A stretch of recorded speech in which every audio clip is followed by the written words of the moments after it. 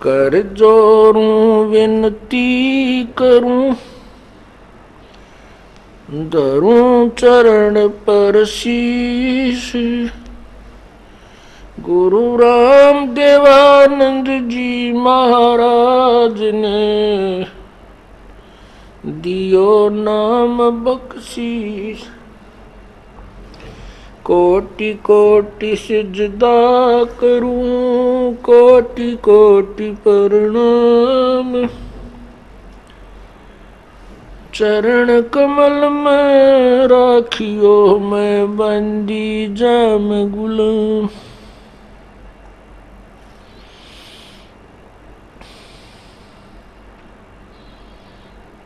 कुत्ता तेरे दरबार का, मोतिया मेरा नाम।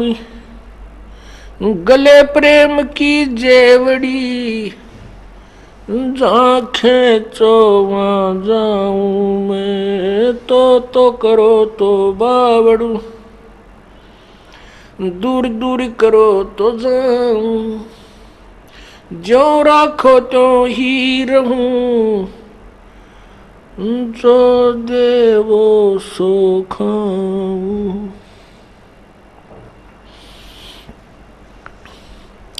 जय इब कै सतगुरु मिले, सब दुख आखू रोए।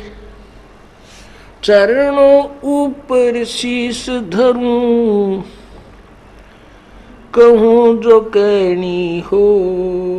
गुरु जी तुम ना भूलियो, चाहे लाख लोग मिल जाएं। हमसे तुमको बहुत है, तुमसे हमको नहीं। कबीर सतगुरु मिलेंगे, पूछेंगे कुशलात। आदि अंत की सब कहूँ, अपने दिल की बात। गुरु जी तुम ना भूलियो, चाहे लाख लोग मिल जाएं। हमसे तुमको बहुत है, तुमसे हमको नहीं। तुम्हारे विसारे क्या बने, किसकी शरण में जाऊं। शिव विरंच मुनि नारदा, तिनके हृदय न समाऊं। अवगुण किए तो बहुत किए, करत न मानी हार। बावे बंदा बख्श दियो, बावे गर्दन उतारे। अवगुण मेरे बाप जी, बख्शो गरीब नवाजे। जो मैं पूत कपूत हूँ, बोहड़ पिता को लाज। मैं अपराधी जन्म का, नक्सक भरे विकारे। तुम दाता दुख भंजना, मेरी करो संवार।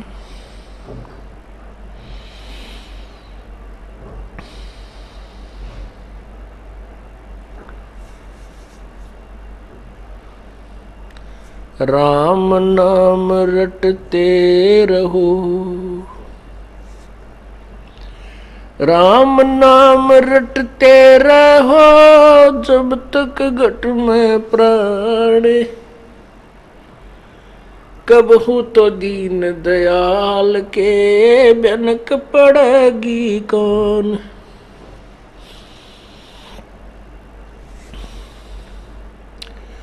राम रटत कोढ़ी भलो, चू चू पड़े जो चाम।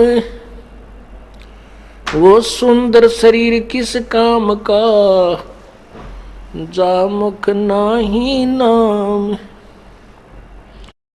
राम रटत दारिद्र भलो, टूटी घर की छान। वो कंचन मैल किस काम के, जहाँ भक्ति नहीं भगवान। राम रटत कन्या भली, साकट भला न पूत। जैसे छेरी के गल में गल थना, जिसमें दूध न मूत।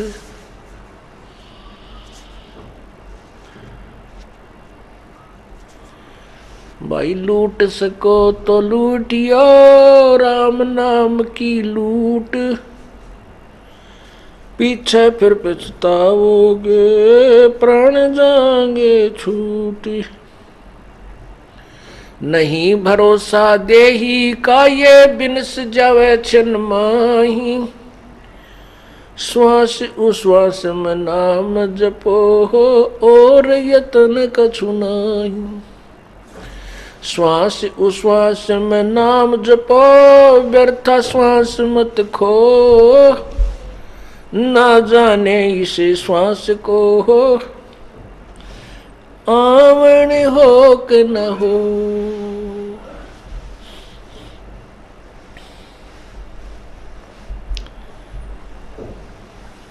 परम पिता परमात्मा पूर्ण ब्रह्म बंदी छोड़ कबीर देव जी, कबीर परमेश्वर, अल्लाह कबीर, हक्का कबीर, सत कबीर, अविनाशी कबीर, ये वही परमात्मा है जो बनारस में, काशी में 120 वर्ष तक एक धानक की अर्थात जुलाहे की भूमिका करके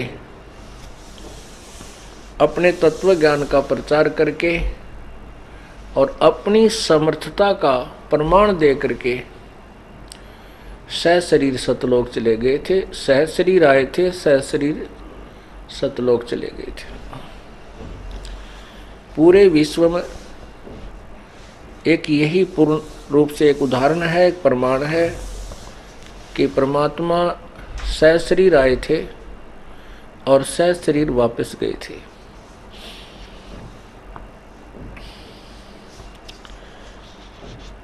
पुण्यात्माओं,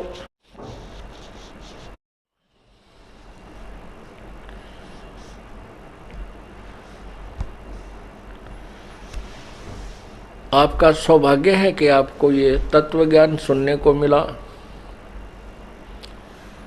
आपका सौभाग्य है कि आपको मनुष्य जीवन प्राप्त है और उससे और भी आपके पुण्य प्रमाण है कि आपको इस समय में मनुष्य जीवन प्राप्त है कि जब आपको तत्व ज्ञान सुनने को मिला। परमात्मा ने इस दास को भेजा उनकी महिमा करने के लिए, परमात्मा की महिमा को, परमात्मा के तत्व ज्ञान को जनसाधारण तक पहुंचाने के लिए। आपका बहुत बड़ा सौभाग्य है कि आपका इस समय में जन्म है कि जब का आपको तत्वदर्शी संत मिल गया।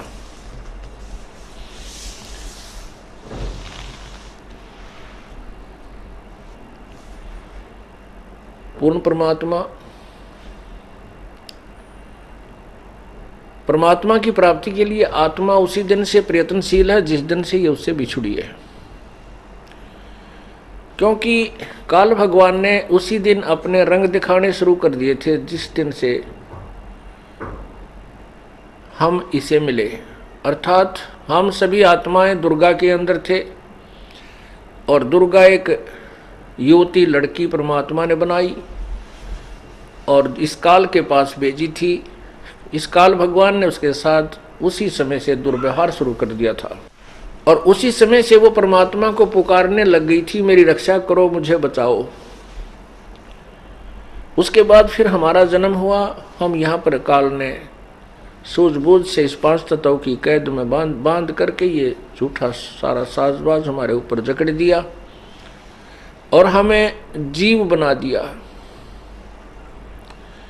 पहले हम हंस रूप थे, परमात्मा परमहंस रूप है। हम आत्मा थे, प्रभु परमात्मा हैं।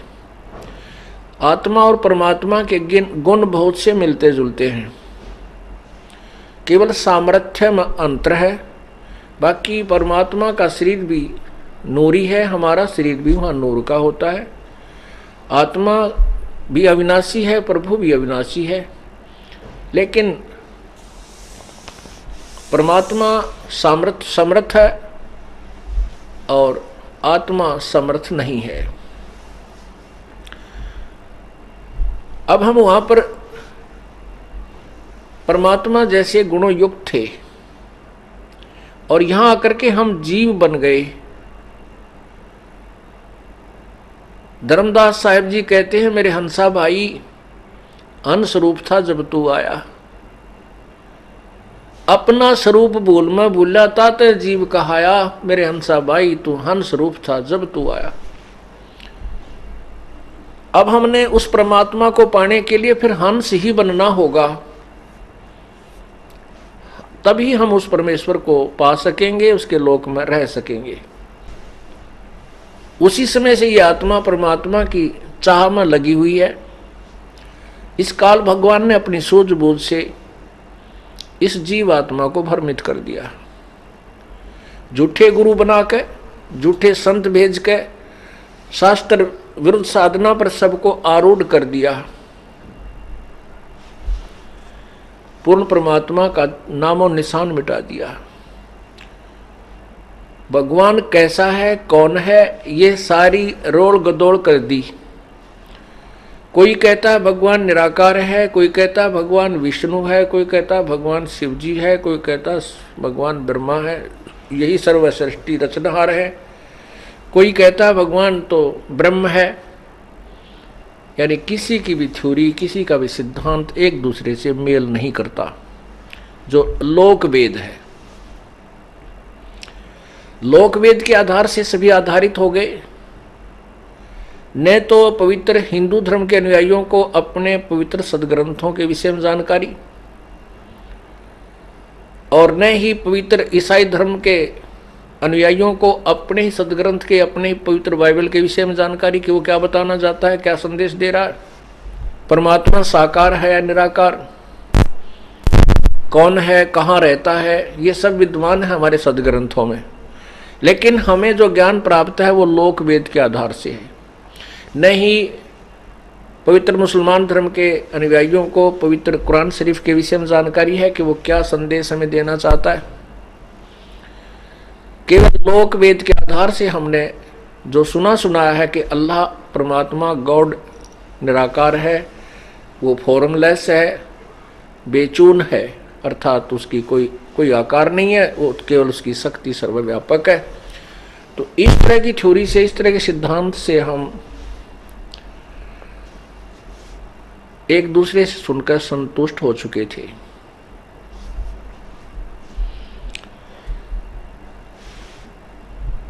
अब जैसे कोई श्री विष्णु जी का उपासक है, विष्णु जी की मूर्ति उसके पास है, प्रतिदिन उसकी सेवा करता है, तिलक लगाता है, सब तरह से कर्मकांड भी करते हैं, और फिर उनसे कोई पूछे भी भगवान कैसा है, कहते हैं वो तो निराकार है। तो ये हम बिल्कुल बालक जैसा ज्ञान था हमारा, बालकों जैसा, बच्चों जैसा।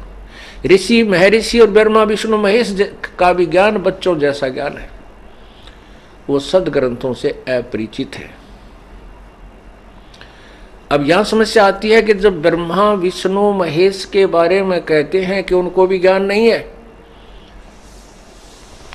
तो ये एक बहुत अभद्र सी बातें लगती है, अभद्र सी स्टेटमेंट लगती है। किनको? जिन्होंने आज तक तत्वज्ञान कभी सुना ही नहीं और जिन्होंने अपने सदग्रंथों का भी ज्ञान नहीं।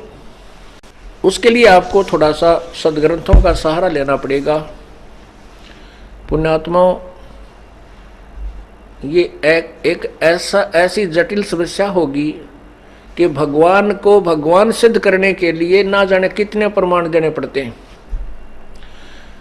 लाल को लाल ही सिद्ध करने के लिए ढेर सारे प्रमाण देने पड़ते हैं, क्योंकि लाल को तो हमने किसी ने अनजानों ने कौड़ी बना रखा है और छोटे सिक्कों को लाल सिद्ध कर रखा है। उनको महत्व हमें सुना रखा है, लेकिन लाल के गुण जरूर गा रखे हैं, परंतु लाल से अपरिचित हैं। ब्रह्मा विष्णु महेश भी ज्ञान से परमात्मा के बारे में बिल्कुल नहीं जानते, अपरिचित हैं। सबसे पहली बात तो ये ध्यान रखनी चाहिए, हमें याद रखना चाहिए कि हमने श्री ब्रह्मा जी, श्री विष्णु जी, श्री शिव जी का ज्ञान कहाँ से प्राप्त हुआ? पवित्र पुराणों से, क्योंकि इनसे अलग कोई शास्त्र नहीं जो इनकी जानकारी देते हो। उन्हीं पुराणों में क्या लिखा है वो हम अब स्वयं पढ़ेंगे, क्योंकि हम अब अक्षर ज्ञान युक्त हैं। पहले समस्या क्या रही कि हमारे पूर्वज थे वो तो थे अनपढ़, अशिक्षित, और एक संस्कृत भाषा को पढ़ने का एक ही वर्ग को अधिकार था। उनको ABC का ज्ञान था ही नहीं, क्योंकि ब्रह्मा को नहीं, विष्णु को नहीं, शिव जी को नहीं, तो अन्य देवता ब्राह्मणों को और गुरुओं को, संतों को, ऋषियों को कहाँ से हो सकता है? आपको एक झलक दिखाते हैं। श्री देवी महापुराण में भगवान शंकर जी, भगवान विष्णु जी क्या स्टेटमेंट देते हैं, वो कितने विद्वान हैं, ये देखिएगा। ये है पवित्र श्रीमद् देवी भागवत। ये देखिएगा, श्रीमद् देवी भागवत गीता प्रेस गोरखपुर से प्रकाशित है। अंदर से भी दिखाते हैं आपको। श्रीमद् देवी भागवत, संपादक हनुमान प्रसाद पोदार चिमनलाल गोस्वामी, और ये प्रकाशक आपने देख ही लिया, फिर देख लीजिए। प्रकाशक मुद्रक हैं गीता प्रेस गोरखपुर, गोविंद भवन कार्यालय कोलकाता का संस्थान। और अब देखिए इसके 28 पृष्ठ पे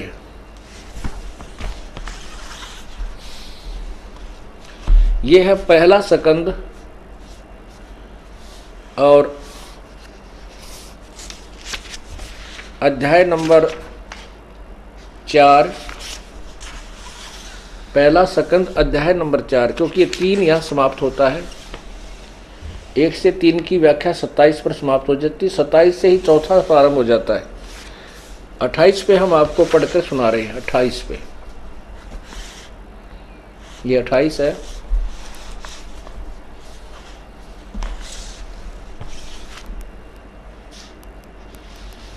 ये 28 है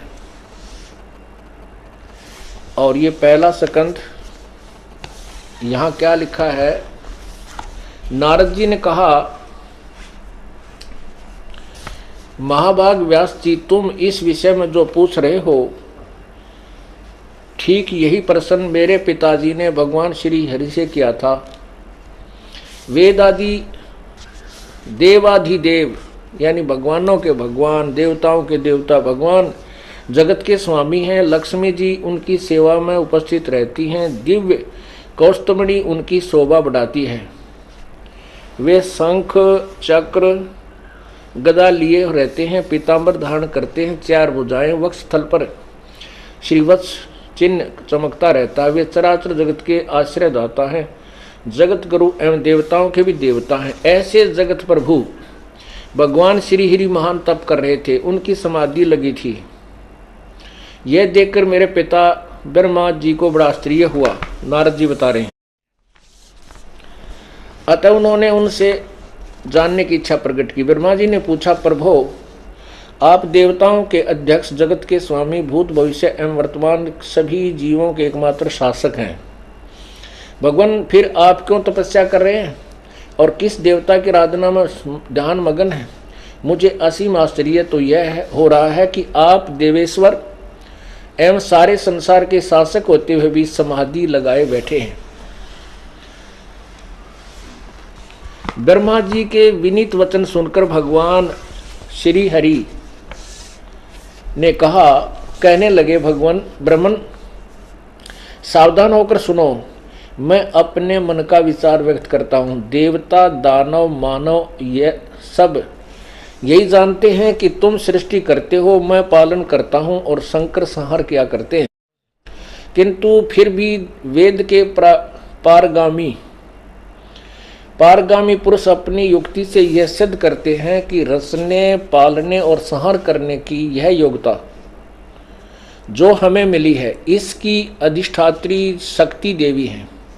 वे कहते हैं कि संसार की सृष्टि करने के लिए तुम में राजसी शक्ति का संचार हुआ है, मुझे सात्विक शक्ति मिली है और रुद्र में तामसी शक्ति का आविर्भाव हुआ है।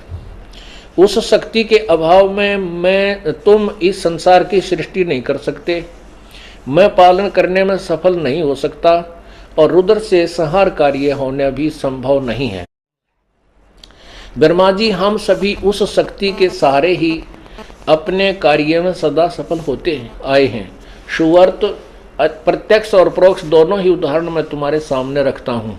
सुनो, यह निश्चित बात है कि उस शक्ति के अधीन होकर ही मैं प्रलय काल में इस शेष नाग की सैया पर सोता और सृष्टि संहार करने के अवसर पर आते ही जाग जाता हूँ। मैं सदा तप करने में लगा रहता हूँ, उस शक्ति के शासन से कभी मुक्त नहीं रहता। कभी अवसर मिला तो लक्ष्मी के साथ सुख पूर्वक समय बिताने का सौभाग्य प्राप्त होता है। मैं कभी तो दानों के साथ युद्ध करता हूँ। अखिल जगत को भय पहुँचाने वाले दैत्यों के विकराल शरीरों को शांत करना मेरा परम कर्तव्य है। अब देखना 29 पृष्ठ पे क्या कह रहे हैं, ये आप पढ़ रहे हो। विष्णु जी कह रहे हैं, मुझे सब प्रकार से शक्ति के अधीन होकर रहना पड़ता है। उन्हीं भगवती शक्ति का मैं निरंतर ध्यान किया करता हूँ। ब्रह्मा जी, मेरी जानकारी में इन भगवती शक्ति से बढ़कर दूसरे कोई देवता नहीं है। अब देखो, श्री विष्णु जी के ज्ञान के स्तर की आपको पता लग गया कितने विद्वान है ये कहते हैं दुर्गा तो ऊपर मैं कोई भगवान नहीं मानता, इससे ऊपर कोई भगवान नहीं है मेरे विचार में। अब दुर्गा क्या कहती है ये देखिए। अब दुर्गा क्या कहती है,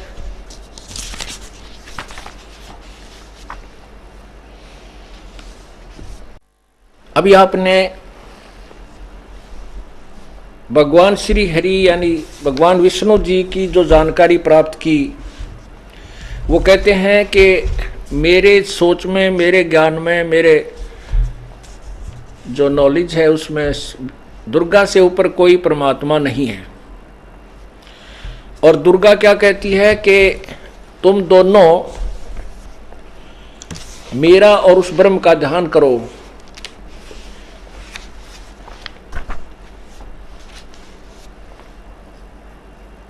और वो सच्चिदानंद परमात्मा पूर्ण ब्रह्म ही सबका पूज्य है। यानी अपने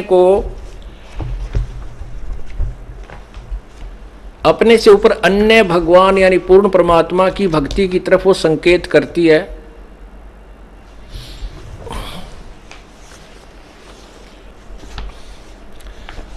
यह सकंद 9वां सकंद,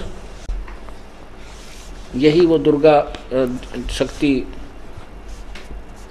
9वां सकंद प्रश्न नंबर 661 पे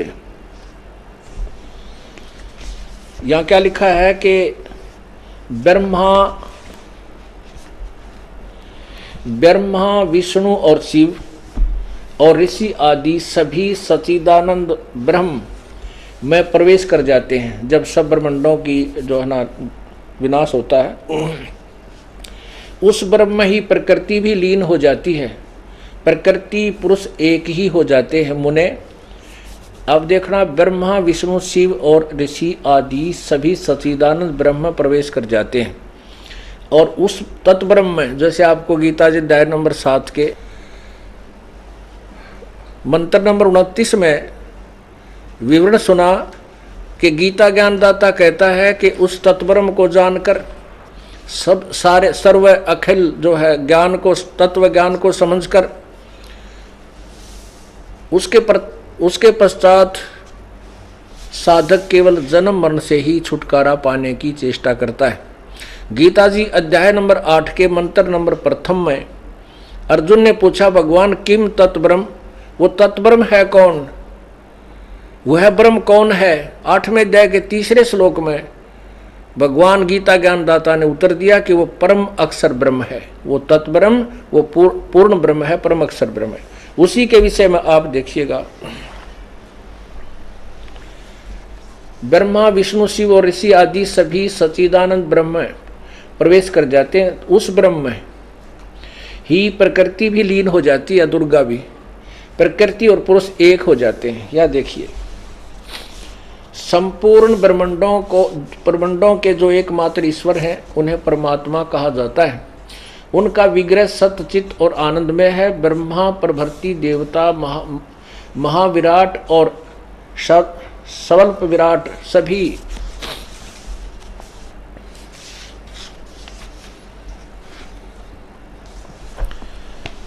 परम प्रभु परमात्मा के अंश हैं।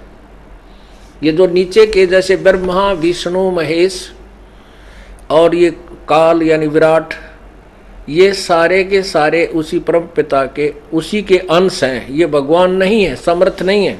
आगे देखो 662 पृष्ठ पे वही 9वां सकंद है। इस प्रकार सृष्टि के कारणभूत परब्रह्म परमात्मा नित्य सत्य सनातन स्वतंत्र निर्गुण और प्रकृति से परे हैं, दुर्गा से भी आगे हैं। उनकी न कोई लौकिक उपाधि है और न कोई भौतिक आकार है। भक्तों पर अनुग्रह करने के लिए वे सदा प्रस्तुत रहते हैं। उनकी कृपा से ही ज्ञानी बने हुए कमल योनि ब्रह्मा द्वारा ब्रह्मांड की रचना की होती है। शिव को मृत्युंजय और सर्वशक्तिताओं कहा जाता है। वे सर्वेश एवं महान तपस्वी हैं। परब्रह्म को जानकर उनकी तपस्या के प्रभाव से संहार कार्य में सफल होते हैं। यानी विष्णु ब्रह्मा शिव सफल नहीं है, समर्थ नहीं है, ये उस परमात्मा की शक्ति लेकर आगे कार्य करते हैं। उन परब्रह्म के प्रति श्रद्धा रखने तथा उनकी सेवा करने के प्रभाव से ही जगत पालक भगवान विष्णु महान विभूति से संपन्न, सर्वज्ञानी, सर्वदर्शी, सर्वव्यापी, सबके रक्षक, संपूर्ण शक्ति प्रदान करने में समर्थ तथा सर्वेश्वर हुए। प्रकृति को सर्वशक्ति रूपणी महामाया और सर्वेश्वरी भी कहते हैं। इसका क्या अर्थ हुआ? इसे ये सिद्ध हो गया कि न तो ब्रह्मा समर्थ है, न विष्णु समर्थ है, न शिव जी समर्थ है, और इस ब्रह्मा विष्णु महेश से ऊपर और शक्ति है, इस दुर्गा से भी ऊपर और शक्ति है। दुर्गा अपने ही वचनों में कहती है कि उस परमात्मा की भक्ति करनी चाहिए जो सर्वेश्वर, सबका ज्ञानदाता, सबका मालिक है। ये है 7वां स्कंद। वही देखिएगा श्रीमद् देवी भागवत, ये 7वां स्कंद और 562 से फिर सुनाते हैं आपको।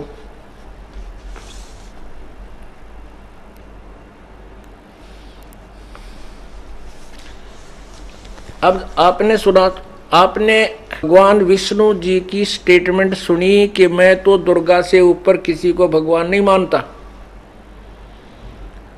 अब दुर्गा क्या कह रही है वो सुनो, पढ़िए स्वयं अपनी आंखों से।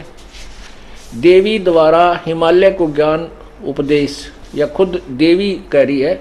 श्री देवी जी कहने लगी, पर्वतराज, इस प्रकार योग युक्त होकर मुझ ब्रह्म स्वरूप देवी का ध्यान करे। यह ध्यान आसन पर भली भांति बैठकर अहतुकी भक्ति के साथ करना चाहिए। आगे देखो उस ब्रह्म का क्या स्वरूप है। अब देखो ये सभी उवाबाई का ज्ञान देते हैं, जीव को भ्रमित करते हैं। दुर्गा पहले तो कह रही है कि मेरा ध्यान करो, अब कहती है उस परमात्मा के बारे में बताती हूँ जो सर्वशक्तिमान है, सबका पालक है, वही पूजा के योग्य है। अब देखो उस ब्रह्म का क्या स्वरूप है यह बतलाया जाता है, जो प्रकाश स्वरूप सबके अत्यंत समीप में स्थित हृदय रूप गुहा में स्थित होने के कारण गुहाचर नाम से प्रसिद्ध और महान पद अर्थात परम प्राप्य है। वह समस्त प्रजा के ज्ञान से परे है। अब देखो क्या कह रही है दुर्गा कि वो परमात्मा तो सबके ज्ञानते पार है, अर्थात उसके विषय में कोई नहीं जानता। आप देखो आगे क्या बताते हैं, अर्थात किसी की बुद्धि में आने वाला नहीं है, यह तुम जानो। जो परम प्रकाश रूप है, जो सूक्ष्म से अत्यंत सूक्ष्म है, जिसमें संपूर्ण लोक और उन लोकों में निवास करने वाले प्राणी स्थित हैं, वह अक्षर ब्रह्म है, अविनाशी ब्रह्म है, और वही सबके प्राण है, वही सबकी वाणी है, और वही सबके मन है। वह यह परम सत्य और अमृत अविनाशी तत्व है। सौम्य वेदने योग्य लक्ष्य का तुम वेदन करो। ओहो, सौम्य उस वेदने योग्य लक्ष्य का तुम वेदन करो, मन लगाकर उसमें तन्मय हो जाओ। सौम्य उपनिषदों में कथित महान अस्त्र रूप धनुष लेकर उस पर उपासना द्वारा तीक्ष्ण किया जाए हुआ बाण साधना करो, संधान करो, और फिर भगवान भावना गुप्त चित्त से के द्वारा उस बाण को खींचकर उस अक्षर रूप ब्रह्म को ही लक्ष्य बात बनाकर वेदन करो। परवण ओम धनुष है, जीवात्मा बाण है, और ब्रह्म को उसका लक्ष्य कहा जाता है। अब ये सभी तत्व ज्ञान से अपरिचित हैं, और परमात्मा पूर्ण ब्रह्म ने आकर के पहले ब्रह्मा को, फिर विष्णु को, शिव को, इनको समझाने की चेष्टा की। इन्होंने कुछ तो वो ज्ञान परमात्मा वाला ठीक सा मान लिया, और उसी का फिर आगे प्रचार चलता रहा। अब देवी क्या कह रही है, ये क्या कहते हैं कि वो परमात्मा जो और है, सबकी बुद्धि से परे है, वो अक्षर ब्रह्म, अक्षर माने अविनाशी, वो अक्षर ब्रह्म, तो उसका ही वेदन करो। वेदन माने उसी को लक्ष्य मानकर प्राप्त करने की चेष्टा करो। उसके लिए ओम मंत्र है। ओम मंत्र तो उसका धनुष है, जीवात्मा बाण है, और ब्रह्म को उसका लक्ष्य कहा जाता है। लक्ष्य यानी उसका उद्देश्य। आगे देखो, वह एकमात्र परमात्मा को, उस एकमात्र परमात्मा को ही जानो, दूसरी सब बात छोड़ दे। यानी अपनी पूजा भी कहती है छोड़ दो, केवल सब प्रकार से उसी परमात्मा को जानो। यही अमृत रूप परमात्मा के पास पहुंचने वाला पुल है। संसार समुद्र से पार होकर अमृत रूप परमात्मा को प्राप्त करने का यही सुलभ साधन है। जिस प्रकार रथ के चक्कर में आरे लगे होते हैं, उसी प्रकार शरीर की संपूर्ण नाड़ियां हृदय में एकत्रित रह स्थित हैं। उस हृदय में ही विविध रूपों में प्रकट होने वाला परब्रह्म संचरण करता है, अंतर्यामी रूप से वर्तमान है। इस आत्मा का ओम के जाप के साथ ध्यान करो। इससे अज्ञान में अंधकार से सर्वथा परे और संसार समुद्र से पार जो ब्रह्म है उसको पा जाओगे, तुम्हारा कल्याण हो। अभी 363 पर क्या कह रहा है, ये 363 ही चल रहा है जो अभी हम पढ़ते आ रहे। यह सबका आत्मा ब्रह्मलोक रूप दिव्य आकाश में स्थित है, यानी एक देशीय है, ब्रह्मलोक में रहता है। धीर बुद्धिमान पुरुष विज्ञान के द्वारा ही आनंद रूप अमृत अविनाशी ब्रह्म सर्वत्र प्रकाशित है, उसको भलीभांति देख लेते हैं। धीर पुरुष, धीर माने तत्वदर्शी। अब जैसे आपने यजुर्वेद अध्याय नंबर 40 के मंत्र 10 और 13 में धीरा नाम माने तत्वदर्शी संत ही उस परमात्मा के विषय में जानते हैं, तो ये भी अपने से आगे बता रही है कोई और तत्वदर्शी संत ही उसको जानते हैं, वही उसको देख सकते हैं, और वो परमात्मा। अब इनका खिचड़ी ज्ञान है। हमने जो कंसेप्ट क्लियर करना था वो ये है कि ना ब्रह्म माने ज्ञान, ना विष्णु को, ना शिव जी को। विष्णु जी कह रहे हैं कि मैं दुर्गा की पूजा करता हूं, इससे आगे भगवान नहीं मानता। दुर्गा कह रही है कि वो परमात्मा कोई और है, वही पूजा के योग्य है, वही सारे जीवों का आधार है। उसकी जैसा उसने अपनी सोच है कि उसका ओम नाम जाप करो, उसी का ध्यान करो, वो ब्रह्मलोक में रहता, वही पूर्ण परमात्मा है। अब इन्होंने तो जीव को गुमराह करने का एक पूर्ण रूप से जाल फैला रखा है, और ये दुर्गा जो है काल के भय से सत्य नहीं बता सकती, और इस काल ने इन सबको भ्रमित करके और सभी जीवों को अज्ञानी बना रखा है। आगे फिर देखना, धीर यानी बुद्धिमान पुरुष विज्ञान के द्वारा, विज्ञान माने तत्व ज्ञान, विज्ञान माने तत्व ज्ञान के द्वारा जो आनंद रूप अमृत अविनाशी ब्रह्म सर्वत्र प्रकाशित है उसको भलीभांति देख लेते हैं, यानी साकार हुआ जब देख लेते हैं। उस कार्य कारण रूप पुरुषोत्तम को देख लेने पर इस जीव के हृदय की गांठ अविद्या टूट जाती है, सारे संशय नष्ट हो जाते हैं और सब शुभ अशुभ कर्म अक्षीण हो जाते हैं। वह निर्मल और निष्कल ब्रह्म प्रकाश में प्रकोष्ठ दिव्य परम धाम में विराजित है, दिव्य परम धाम में विराजित है। वह शुभ्र सर्वथा विशुद्ध और संपूर्ण प्रकाश में वस्तुओं का भी प्रकाशक है, उसे आत्मज्ञानी पुरुष ही जानते हैं। उस प्रकाश रूप परम धाम में परमात्मा में न सूर्य प्रकाशित होता है, न चंद्रमा न तारे ही प्रकाशित होते हैं, न वहाँ ये बिजली चमकती है, फिर अग्नि की तो बात ही क्या है, आदि आदि। उसको प्रकाशित होने पर किसी के प्रकाश से उस सब प्रकाशित हो, उसी के प्रकाश से सब प्रकाशित होते हैं, उसके प्रकाश से संपूर्ण जगत प्रकाशित है। अब पुण्यात्माओं ये स्पष्ट हो गया कि ना तो फिर मन बेरा क्या का सब उआ बाई बोल रहे हैं, जैसे भांग पी कर जो मुँह माई वाए कह दी, कभी कुछ कह रहे हैं कभी कुछ कह रहे हैं। कहते हैं सतगुर बिन काहू न पाया ज्ञाना, जो थोथा बुछड़े किसाना। गुरु बिन वेद पढ़े जो प्राणी, समझन सार रहे अज्ञानी।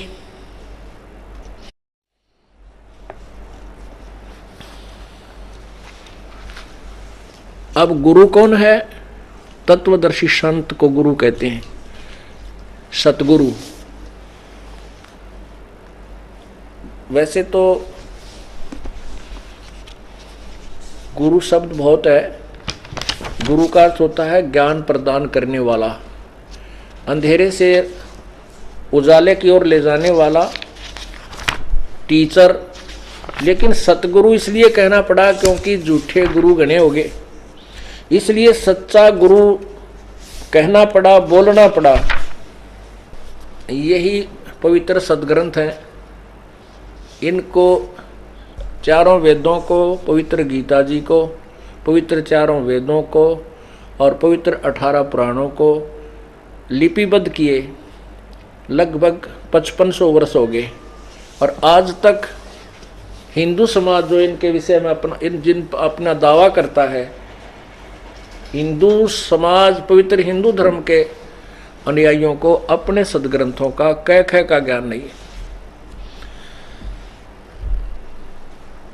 ये दास इसीलिए चिंतित हुआ कि हे भगवान, हमारे सदग्रंथ क्या बता रहे हैं और ये लोक वेद दंत कथा सुनाने वाले मैं ऋषि पाकरे, ये तत्वदर्शी संत कवावें और गुरु बने बैठे जगत गुरु लिखवावें, इन्हें तो बट्ठा बैठा दिया। अब सभी समाज शिक्षित है, छोटे से लेकर बड़े तक, बहन बेटी भाई बुजुर्ग सभी अक्षर ज्ञान युक्त है। और सदग्रंथ हमारे पास है, अनुवाद इन्होंने करी रखा है और कितने ने गोल मोल कर रखा है, वो हमारे तत्वदर्शी तत्व ज्ञान से वो स्पष्ट हो जाता है। उसके आधार से हम फिर दोबारा इसका अनुवाद करते हैं तो वो यथार्थ हो जाता है। हमारे सदग्रंथ मूल संस्कृत में है, वो मूल ज्ञान सही है। अनुवादकर्ताओं ने थोड़ा बहुत खिचड़ा मिला दिया इसमें, उसको हम साफ कर लेते हैं अपने तत्व ज्ञान से तुलना करके। अब प्रसंग चल रहा है कि जब से ये आत्मा परमात्मा से बिछुड़ी है, उसी दिन से उसकी टोम या फेर लग गई। क्योंकि जो सुख ये सतलोक में देख चुकी है वो यहाँ नहीं मिल रहा इसको। ना स्वर्ग में मिला, ना महास्वर्ग में मिला, ना पुत्रों में मिला, ना पुत्री में मिला, ना संपत्ति में मिला, ना कार में, ना कोठी, ना फैक्ट्री में, कितना सुख नाम की चीज नहीं, ना राज्य में मिला। स्वर्ग का राजा भी बन गया तो भी सुखी नहीं, क्योंकि वो सुख तो सतलोक के अंदर है जहां हम रहा करते थे। और हम अपनी नालायकी के कारण, अपनी अज्ञानता मूर्खता के कारण हम इस काल के जाल में फंस गए। पुण्यात्माओं, आपका सौभाग्य है कि आपको इस समय में जन्म मिला। इसके विषय में आपको एक बहुत ही उत्तम उदाहरण देता है दास। गुजरात के अंदर एक भोरंज शहर है और उसमें एक स्थान है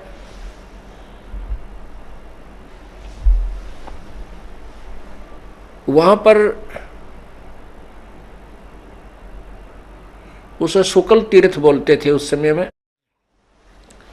वहां पर 2 ब्राह्मण भाई रहते थे। उस समय वो एक टापू था, आज भी एक टापू है। उस समय उसमें 30-40 घर थे, यानी झोपड़ियां थी, मकान थे। आज से 550 वर्ष पूर्व की बात है। छोटे छोटे गांव हुआ करते थे। शुक्ल तीर्थ नाम का एक गांव था। उसमें 2 ब्राह्मण भाई रहते थे, एक जीवा एक तत्वा। उसको दत्ता भी बोलते हैं, जीवा दत्ता तत्वा।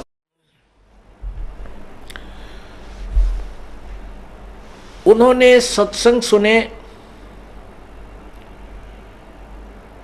एक दिन उन्होंने सत्संग सुना, क्योंकि परमात्मा उस समय जब 120 वर्ष यहाँ रह कर गए, जब परमात्मा एक अतिथि रूप में 120 वर्ष बालक से लेकर वृद्ध तक की भूमिका की, एक जनसाधारण जैसी भूमिका की, एक सतगुरु की भूमिका की और एक सच्चे भक्त की, दास की, हर प्रकार से जो उन्होंने भूमिका की, वो हमारे लिए एक उदाहरण बनाकर चले गए। तो उस समय परमात्मा अनेकों रूप बना करके पूरी पृथ्वी पर प्रचार किया करते थे। वर्तमान में तो मीडिया बन गया। वर्तमान में तो आजकल ये टीवी चैनल चल पड़े।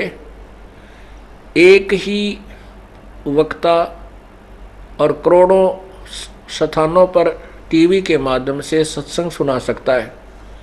उस समय परमात्मा ऐसे ही अपने सैकड़ों रूप बनाकर जगह जगह सत्संग किया करते थे। कहते हैं अप आरती अप साजे, अप किंगर अप बाजे, अप ताल जान जनकारा, आप नचे अप देखण हारा।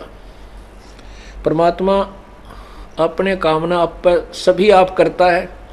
आप ही संत बनता है, आप ही भगवान है, आप ही दास बनता है, आप ही तत्वदर्शी संत बनता है।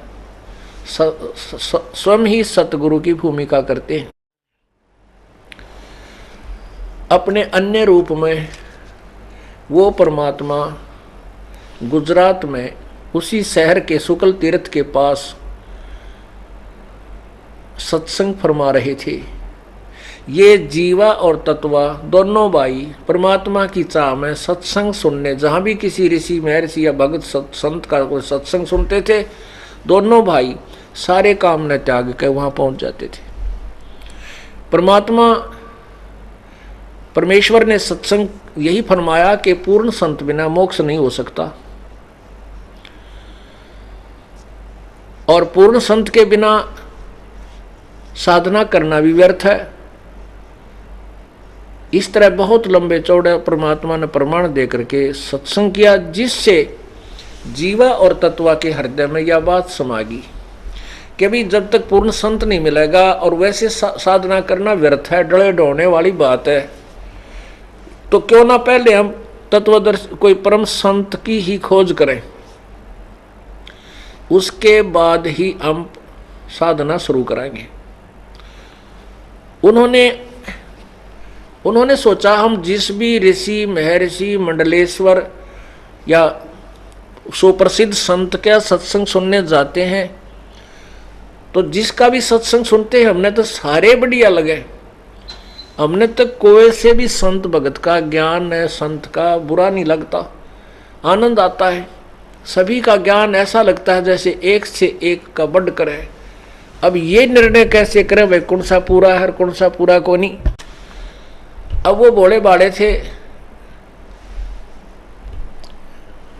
उन्होंने क्या फैसला कर लिया। जीवा बोला कि भाई एक बात समझवाओ मेरा तय, क्या?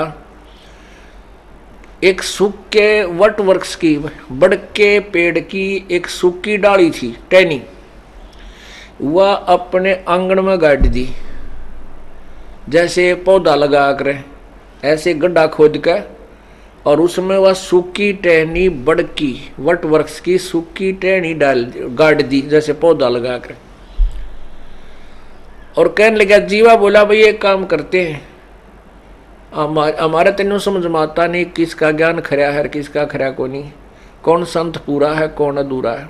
भाई जिसके हम संतों के गुरुओं के पैर धोवांगे, हमारे घर पर बुलावांगे, आदर से सत्संग करवावांगे, और सत्संग सुनकर उसके बाद उनका चरण धो करके इस टहनी में डालेंगे।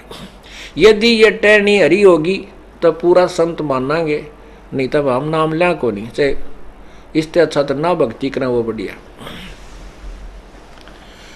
उन्होंने पहले तो आसपास जितने भी कोई संत भक्त मिलते जो सत्संग करने वाले, उनको प्रार्थना करते, अपने घर सत्संग करवाते, उनका ज्ञान विचार सुनते, फिर चरण धो करके उस टहनी में, उस गड्ढे में डाल देते जिसमें सूखी लकड़ी गाड़ रखी थी। जब उन्होंने देखा कि इनसे कुछ नहीं बात बन रही, फिर सुना उन्होंने कि वहाँ एक बहुत बड़े मंडलेश्वर रहते हैं, एक बड़े सिद्ध पुरुष रहते हैं। कोई गुफा में बताए, कोई तो धूने पर तप रहे हैं, वो बताए कहीं उल्टा खड़े हैं, कोई जल में खड़े हैं। फिर वो दोनों भाई उनके पास गए, पहुंचे उन महापुरुषों के पास। उन्होंने घर पे आने से तो इनकार कर दिया। फिर उन्होंने प्रार्थना की, प्रभु आपके दास आपके चरणों की रज पान करना चाहते हैं, कृपा चरणामृत देने की कृपा करें। संत दयालु भी होते हैं, उन्हें कहा ले भाई ले लो। उन्हें अपने चरण, उनके चरण धो लिए और डोली में गाल लिए, डाल कर घर ने ले आए। उसमें डाला, नो रिजल्ट। उन्होंने सभी जितने भी जहां भी जिसने बताया वहां पहुंचे, उनका चरणामृत ले आए और टहनी में डाल दिया, लेकिन वह लकड़ी गलन लगी। हरी तो कहां होनी थी। अब उन दोनों भाइयों ने फैसला कर लिया कि इस पृथ्वी पर कोई संत नहीं है, और हमने उस संत की बात 100% सही लगी। हमने वो संत के विचार सुने थे कि पूर्ण संत बिना भक्ति करने का कोई यूज नहीं, कोई लाभ नहीं। और भाई वो संत हमने कुछ लागे नहीं था, वो एक साधारण सा भगत दिखाई देता। उसमें तो मुझे ज्ञान तो उसने ठीक बताया, पर वो भाई भक्ति का अंश उसमें मुझे दिखा नहीं। उन दोनों भाइयों ने आप पर फैसला किया, क्योंकि हमारा जो दृष्टिकोण है भगत और संत, हम उसको मानते हैं साधक, जिसने कहते बड़ी बड़ी जटा बढ़ा रखी हो, सिर पर बड़ी बड़ी जटा हो, दाढ़ी बढ़ रही हो, गल में माला डाल रखी हो, धूना पर बैठा हो, कि खड़ा हो, तपस्या कर रहा हो, कह दूध पीता हो, रोटियाँ ना खाता हो, यानी डले ढोंता हो ना, वो अच्छा लगा हमने। कह मुंड मुंडा रखा हो, कति घोटम घोट करके न तिलक ला रखे हो मस्तिष्क में, तो हम उनको संत मानने थे। और परमात्मा अपने सिंपल ड्रेस में रहा करते, जिस क्षेत्र की जैसी वेशभूषा होती वहां वैसी ही बना करके प्रकट हो जाते थे।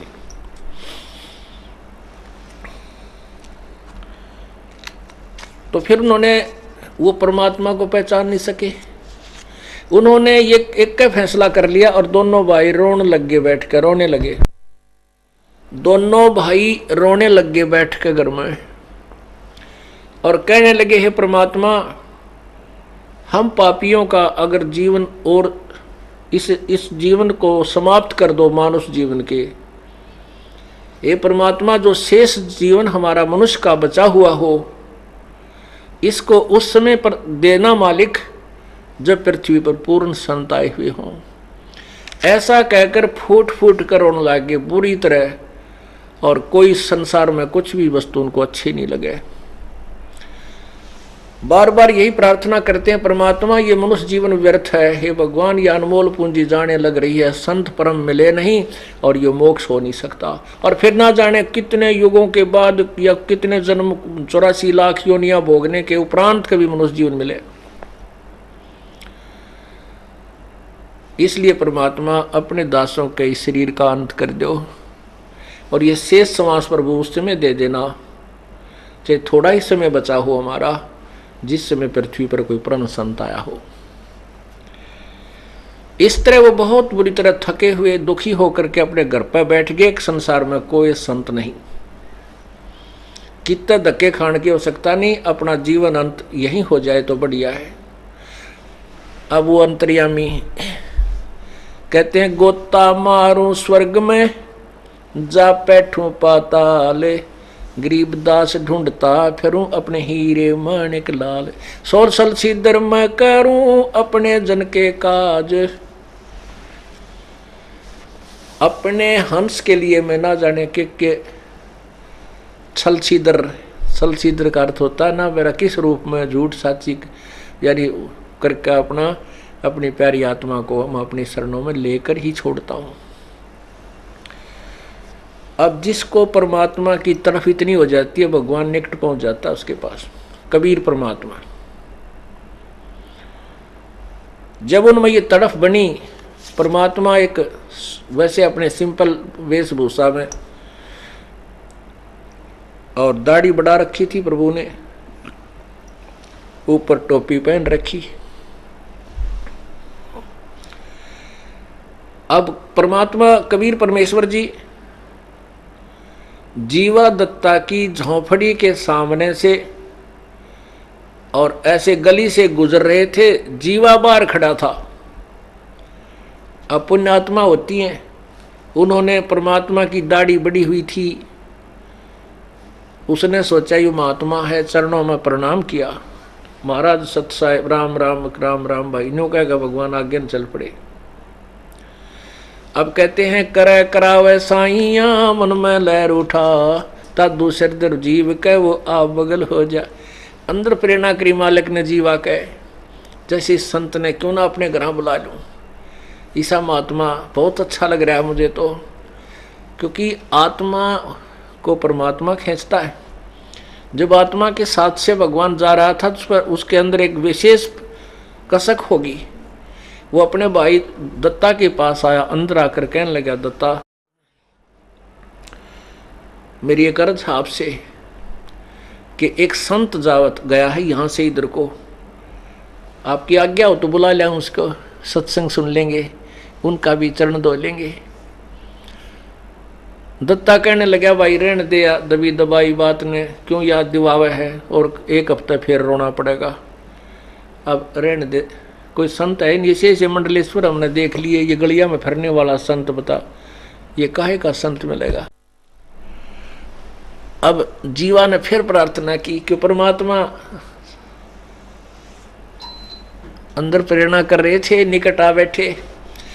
जीवा ने फिर प्रार्थना की, भाई वैसे तो आपकी इच्छा जैसे कहोगे वैसे कर लेंगे, पर मेरी आत्मा नु कहे एक बार इस संत ने और बुला के देख ले। अब तत्वा ने सोचा, भाई क्यों भाई की आत्मा दुखी करी, जब इतनी आत्मा से कह रहा है। कहने लगा, भाई ठीक है बुला लिया, तेरी मन मान रहा है, तेरी आत्मा मान रही है, कोई बात ना, कुरा चालता भगत होगा तब भी बैठ जाएगा, 2 रोटी खा जाएगा। इतने में परमात्मा फिर वापस आ गए, जैसे किसी का घर भूल गया और ढूंढने की इसी दृष्टिकोण से घूम रहे। वापस आए तो चरणों में गिर के कहने लगे, भगवान हे महात्मा जी, आपके दास की झोंपड़ी है, एक बार पदार्पण कीजिए। परमात्मा आए, इससे काम थे, चल भाई। अंदर पहुंच गए, एक बैठना यानी मुड्डा बिछा दिया, दोनों भाई बैठ गए। अब उन दोनों के मन में यूं था कि पहले चरण धोवांगे, ट्रेनी में डालांगे, पाछे बात कराएंगे। इस तरह वो लिया एक तसड़ा सा ठा के परात, जैसे रोटी गूंदन की वो है, आटा बनाने का पात्र है, परात या तसला जो भी उनके पास था, लिया करके चरण धोए। वो दत्ता कहने लगा, जीवा संतों के चरणामृत को भाई कितने गली में मत फेंकना, गमले में डाल दिए, वहां उनका संकेत था पहले से। अब जीवा ले जाकर के आंगन में दूसरी तरफ वो ऐसे चरणामृत उस गड्ढे में डाला था जिसमें सूखी टहनी खड़ी थी वट वृक्ष की। वो डालते डालते ही वो हरी होगी, कोपल फूट आई। जीवा ने वहीं पटक दी प्रांत और आवाज लगाई, रे बाजा दत्ता बाजा दत्ता। भाग के आ, क्या हो गया? वो दत्ता भाग गया, आया, कहने लगा देख भगवान है तो कति इसे मोटे मोटे पत्ते, कति कच्चे वट वृक्ष जैसे नया पौधा हो गया करे। बोलो सतगुरुदेव, बोलो बंदी छोड़ कबीर साहेब जय। सत साहेब। दोनों भाइया ना आकर एक एक पैर पकड़ दिया और ऐसे रोए जैसे बालक कि माँ और बाप दोनों मर जाएं। और फिर वो टक्कर मार मार कर रोया करें, सबकी बंध जाती है। दोनों पैर पकड़ के एक एक और रोवे बुरी तरह, बहुत बुरी तरह रो रहे हैं। भगवान, ये परमात्मा आप कहाँ थे, आप पहले क्यों नहीं आए मेरे मालिक? हम तो बहुत दुखी हो लिए। हमने तो ये सोच लिया था पृथ्वी पर कोई संत नहीं। ये परमात्मा, हम तो यूँ सोचा थे मर जा तो बढ़िया, मृत्यु हो जा अच्छा, और कभी फिर जन्म दे भगवान इस मनुष्य जीवन को शेष, जब कभी पृथ्वी पर कोई परम संत आए हो। परमात्मा बोले बेटा आ तो मैं पहले भी जाता, पर तुम्हारा धर्म कर्म बिगड़ जाता। क्यों बिगड़ जाता? क्योंकि तुम्हारे मन में मैं आ जाता और मेरा आते ही काम तो होना ही था। तुम्हारी यह शर्त पूरी होनी ही होनी थी, लेकिन तुम्हारे को मैं भगवान ना दिखाई दूं, वो मैं विद्वान नहीं महसूस लगूं। तुम ये कहो ये तो कोई वैसे जंतर मंतर करनिया होगा, और फिर आप कहीं और मंडलेश्वरों के पास धक्के खाते फिरते, फिर मेरे में श्रद्धा ना होने से तुम्हें पूर्ण लाभ नहीं मिलता। पुण्यात्माओं, सौभाग्यशाली तो आप हैं, क्योंकि आपको इस समय में मनुष्य जीवन मिला है जब दास परमात्मा ने भेज दिया इस तत्व ज्ञान का डूंडा ठाने के लिए। और उससे भी ज्यादा सौभाग्यशाली वो हैं जो पहले इन मंडलेश्वरों द्वारा और सब संतों द्वारा धक्के खा लिए और अब इस दास के पास आएंगे, इस ज्ञान को सुनेंगे। वो और भी सौभाग्यशाली है, क्योंकि वो फिर डगमग नहीं होंगे। और जैसे कोई पहली बार यहाँ आ गया, हमने ज्ञान सुनाया, ज्ञान समझ में आ गया, फिर वो सोचता है कहीं वो इतने बड़े संत जिसके लाखों शिष्य हैं, कहीं उसके पास ज़्यादा मसाला हो। यहाँ से हटकर उसके सत्संग भी सुनने चला जाता है, उसमें आस्था बनाकर गया हो, वैसे तो जा ही नहीं सकता। तो वहाँ जाने से यहाँ आपका नाम खंड हो जाएगा, क्योंकि आपकी आस्था, आपकी भक्ति अनन्य नहीं रही। तो वो फिर उसके अंदर जो है ना थोड़ा विकार पैदा हो जाएगा, वो लेट हो जाता है। और जो सब जगह धक्के खा लिए, कोई अपने दुख निवारण के लिए घूम लिए, कोई मोक्ष पाने के लिए घूम लिए, वहाँ कोई वस्तु मिली नहीं, वो अब यहाँ आए हैं, वो और भी सौभाग्यशाली समझना। और जो पुण्यात्मा मेरे जैसे थे, जो हनुमान जी और रामकृष्ण हर के गुण गाते फिरा करते, वह तो वैसे सौभाग्यशाली है, क्योंकि वहाँ तो कोई स्थिर ज्ञान था ही को नहीं। हमारे को ये ज्ञान समझ में आया, तुरंत समझ में आ गया, तुरंत ग्रहण कर लिया। यदि हमारे बीच में कोई संत और घुस रहा होता, वो हमने ठिकाना लगन नहीं दो, क्योंकि हम उसके पास पूछने जाते, अब जी वहाँ से सुना है। वो चतुर व्यक्ति अपनी अपनी पोल खुलने के डरते हैं हमें और भ्रमित कर देता और उस संत से दूर कर देता। दूसरे नंबर पर सौभाग्यशाली वो हैं जो किसी संत के नहीं फंसे थे। तो पुण्यात्मा परमात्मा यही बताना चाहते हैं कि जीवा दत्ता, मैं पहले भी आ जाता और पहले आते ही तुम्हारी ये शर्त भी पूरी हो जाती, लेकिन तुम्हारा पेटा नहीं भरा हो, तुम्हें विश्वास नहीं होता कि ये संत हो सकता है, क्योंकि तुम्हारा दृष्टिकोण संत की परिभाषा कुछ और बना रखी थी। गले में माला हो, बड़ी बड़ी दाढ़ी हो, आंख मीच कर बैठा हो, बोलता ना हो, धूने बतपता हो, या मूंड मुंडा रखा हो, कति है कपड़े ना पहनता हो, कति एक वस्त्र में एक लंगोट में रहता हो। तुम ऐसे डरे ढोने वालों को संत मान रहे थे। ये दोनों भाई सुने है कहा जी ने ऐसे ऐसे बिल्कुल सही कह रहे हो। और भाई दूसरी बात यह है, तुम कह रहे हो कि पृथ्वी पर जो संत नहीं होगा, कोई संत नहीं, यदि पृथ्वी पर संत ना हो तो इसमें आग लग जा। ये तो परम संत की शक्ति से संतुलन बना रहता है बेटा। तो इस प्रकार परमात्मा ने उनका भ्रम निवारण किया और फिर ये तत्व ज्ञान सृष्टि रचना सुनाई। ओहो, अब दोनों भाइयों ने, क्योंकि ब्राह्मण दोनों भाइयों ने उपदेश ले लिया और साथ में बच्चों ने भी ले लिया। अब वो दोनों भाई जगह जगह गांव में, गवांड में, रिश्तेदारी में ये एक सत्व ज्ञान की चर्चा करें और उनसे प्रश्न करें कि बताओ ब्रह्मा विष्णु महेश के माता पिता कौन है। वो कहें झूठ बोलते हो, तुम बकवाद करते हो, तुम देवताओं को हे बताते हो। तो सारे ब्राह्मण लोग उससे विपरीत हो गए। जब उनको पता चला कि इन्होंने काशी वाले एक धानक से नाम ले लिया, एक काशी में रहने वाले जुलाहे को गुरु बना लिया, तो ब्राह्मण समाज ने उसको जाति से घेर दिया, दोनों को जाति से निकाल दिया और कह दिया कि कोई बात, इनसे कोई संपर्क नहीं रखेगा। अब आगे समस्या पाड़ तबारी। जीवा कहता लड़की थी और दत्ता कहता लड़का। अब वो बालक शादी के योग्य हो गए। कोई भी ब्राह्मण समाज में शादी करवाने उनकी बात सुनने को तैयार नहीं, उनके लड़कों की कोई एक्सेप्ट नहीं करे, ना लड़की का ब्याह स्वीकार करे, ना लड़के की कोई शादी करे। परमात्मा का आगे रोए भगवान ने, ईब क्या होगा। परमात्मा आए घूमते फिरते, जैसे आज याद किया हो, 2-3 दिन में आकर प्रकट हो गए।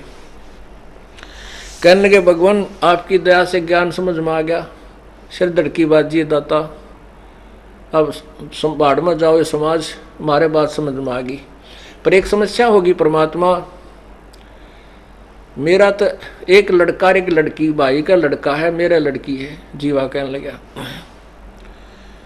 इनकी कोई शादी नहीं करता, कोई स्वीकार नहीं करता, बालक ब्याहने योग्य हो गए, समस्या आ गई या, और आप ही हल करोगे प्रभु। परमात्मा बोला भाई होगी हलियात है, तुम ऐसे कहने लग जाओ, एक पत्र पुत्र लिखकर आसपास अपने सब जगह भेज दो कि भाई तिथि निर्धारित कर दो कि जीवा की लड़की और दत्ता के लड़के का ब्याह कराएंगे और इस तिथि को उन दोनों का ब्याह होगा। अब उन ब्राह्मण लोगों ने पता लग गया भैया तो इज्जत का नाश होगा, बड़ी बात बिगड़ी। फिर उनकी मीटिंग हुई ब्राह्मण उसका शुक्ल तीर्थ के ब्राह्मणों की। वो कहने लगे भाई गलती उन दोनों ने कर रखी है, जीवा और दत्ता ने, बड़का का के दोष है भाई, उन लड़कियां नाम ब्याह होंगे, बच्चा ने किया है, ये तो नाश हो जाएगा इज्जत का, बता कति बाण भाई का ब्याह हो गया। तो पंचायत आई ने बोला जीवा दत्ता ये बालक तुम्हारे नहीं हमारे हैं और इनकी शादी हम करेंगे, और खबरदार जब तुमने इज्जत का नाश कराया है। तो दोनों बैठे रहे, जय हो बंदी छोड़ की, आप पे सिर दर्द हट गया। वो लड़के लड़की ने ले गए अच्छी तरह उनका ब्याह कर दिया।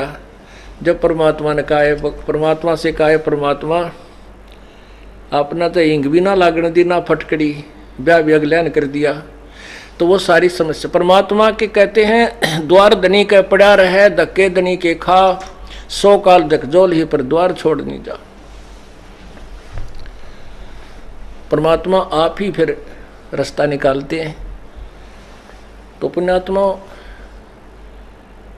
आपके ऊपर कितना रहम किया प्रभु ने, आपका मनुष्य जीवन और फिर ये तत्व ज्ञान की गंगा आपके सामने बहा दी परमात्मा ने। इसमें नहाओ और धो और पियो ठाठम ठाठ और सतलोक की तैयारी करो। परमात्मा क्या बताते थे। अब जैसे पिछले सत्संग में प्रसंग चल रहा था कि सिकंदर लोधी दिल्ली के बादशाह, उनको बहुत भयंकर रोग हो गया था, क्योंकि सिकंदर लोधी वो खूंखार बादशाह था कि बहुत हिंदुओं को मुसलमान बनाने पर लगा हुआ था।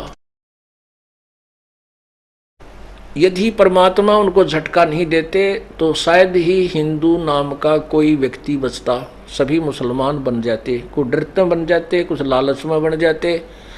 परमात्मा ने जैसा भी उस सिकंदर लोधी ने कुकर्म किए थे, सताई थी दुनिया को, जबरदस्ती मुसलमान बनाए थे, उसके दोष के आधार से, अत्याचार के कारण उसके ऊपर इतना भयंकर रोग हो गया कि किसी से भी उसका कोई इलाज नहीं हुआ। ना उनके धार्मिक जो गुरुओं से हुआ, ना मुल्ला, ना काजी, ना पीरों से, और न ही किसी हिंदू वैद्य से या किसी गुरु पीर से या किसी संत ऋषि से सिकंदर लोधी का कोई राहत नहीं मिली।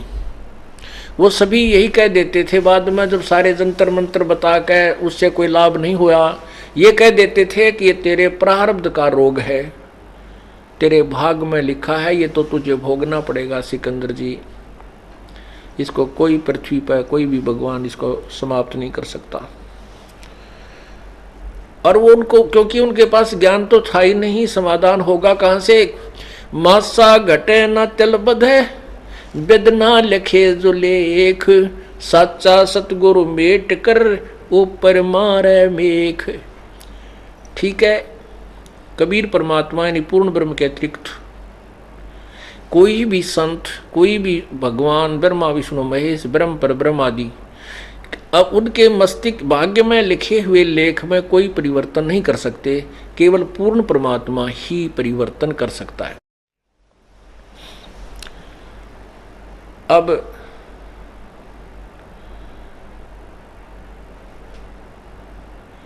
सिकंदर लोधी का रोग कहीं भी समाप्त नहीं हुआ। आपको पीछे सुनाया था कि कबीर परमात्मा के सप्रस मात्र तय, सिर पे हाथ रखने मात्र से उसका रोग ऐसा हो गया, इतना स्वस्थ हो गए वो कि जैसे बीमारी थी ही नहीं। पुण्यात्माओं, जिसका लागे सो तन जाने, जिसका बीमारी और फिर स्वस्थ हो, उसके हृदय में जो श्रद्धा उस व्यक्ति के प्रति बनती है, वो स्वयं जानता है कि आज मेरा नाश हो जाना था, मेरा समय रो कर बिताना था, आज मैं स्वस्थ कर दिया। तो उसके प्रति जो उसकी आस्था और श्रद्धा और भाव और प्रेम बनता है, वो एक भिन्न होता है, सबसे भिन्न होता है। फिर परमात्मा ने, कबीर परमेश्वर ने उस सिकंदर लोधी के सामने एक और अनहोनी की। सिकंदर लोधी ने स्वामी रामानंद जी, महर्षि रामानंद जी की गर्दन काट दी थी और परमात्मा ने उसके सामने जीवित करके खड़ा कर दिया था, जीवित कर दिए थे। सिकंदर लोधी के साथ बनारस में, यानी दिल्ली से गए थे वो, उसके साथ उनका एक धार्मिक पीर शेख तकी भी साथ था। लेकिन शेख तकी स्वामी रामानंद जी के आश्रम में नहीं गया था, वो रेस्ट हाउस में ही रह गया था, ये कह करके कि मैं उन काफिरों के आश्रमों में नहीं जाता, सिकंदर आप जाइए। अब सिकंदर का तो फांसी गल रही थी, सिकंदर लोधी को तो बहुत भयंकर रोग था और मरता क्या नहीं करता। वो चला गया, ठीक है पीर जी आप विश्राम करो, मैं परमात्मा कबीर जी से आशीर्वाद प्राप्त करने जा रहा हूं। अब सिकंदर लोधी स्वस्थ हो गए, उसके सामने रामानंद जी को जीवित कर दिया कबीर भगवान ने। रामानंद जी के जब उन्होंने कत्ल किया, उनका गर्दन काटी सिकंदर लोधी ने रामानंद जी की, तो उनके शरीर से दो धारा निकली थी, एक खून की एक दूध की।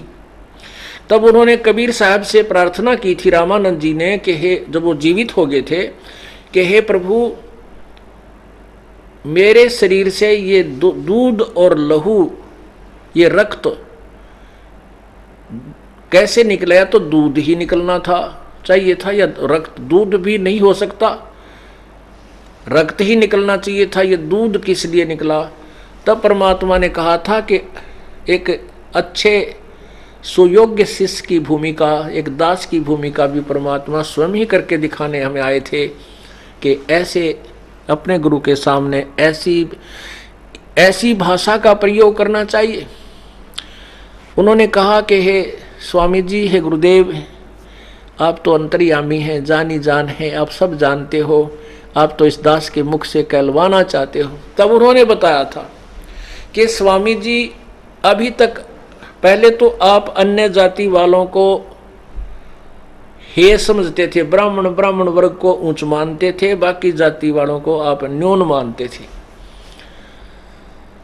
वो तो आपने दया कर दी, इस दास को शरण में ले लिया, और रविदास जी और उस समय तक कई, जैसे पीपा जी राजपूत था राजा, वो भी शरण में आ गया था, ऐसे कई ले लिए थे।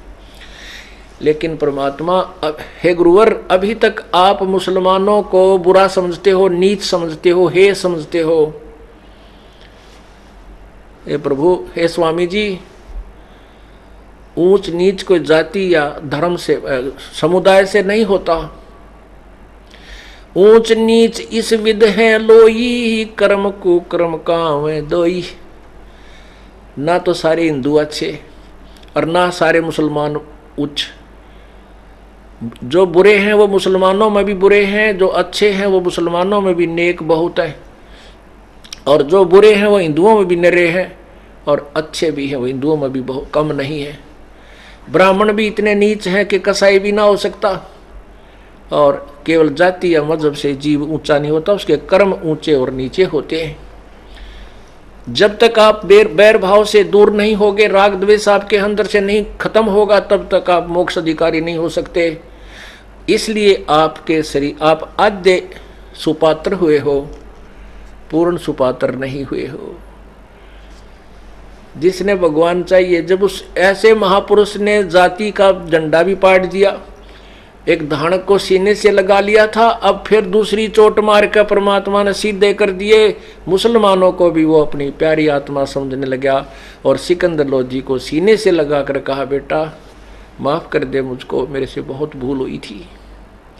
आज मेरा अंधेरा, हृदय का अंधेरा, इस मेरे भगवान ने, कबीर जी ने मेरा हटा दिया।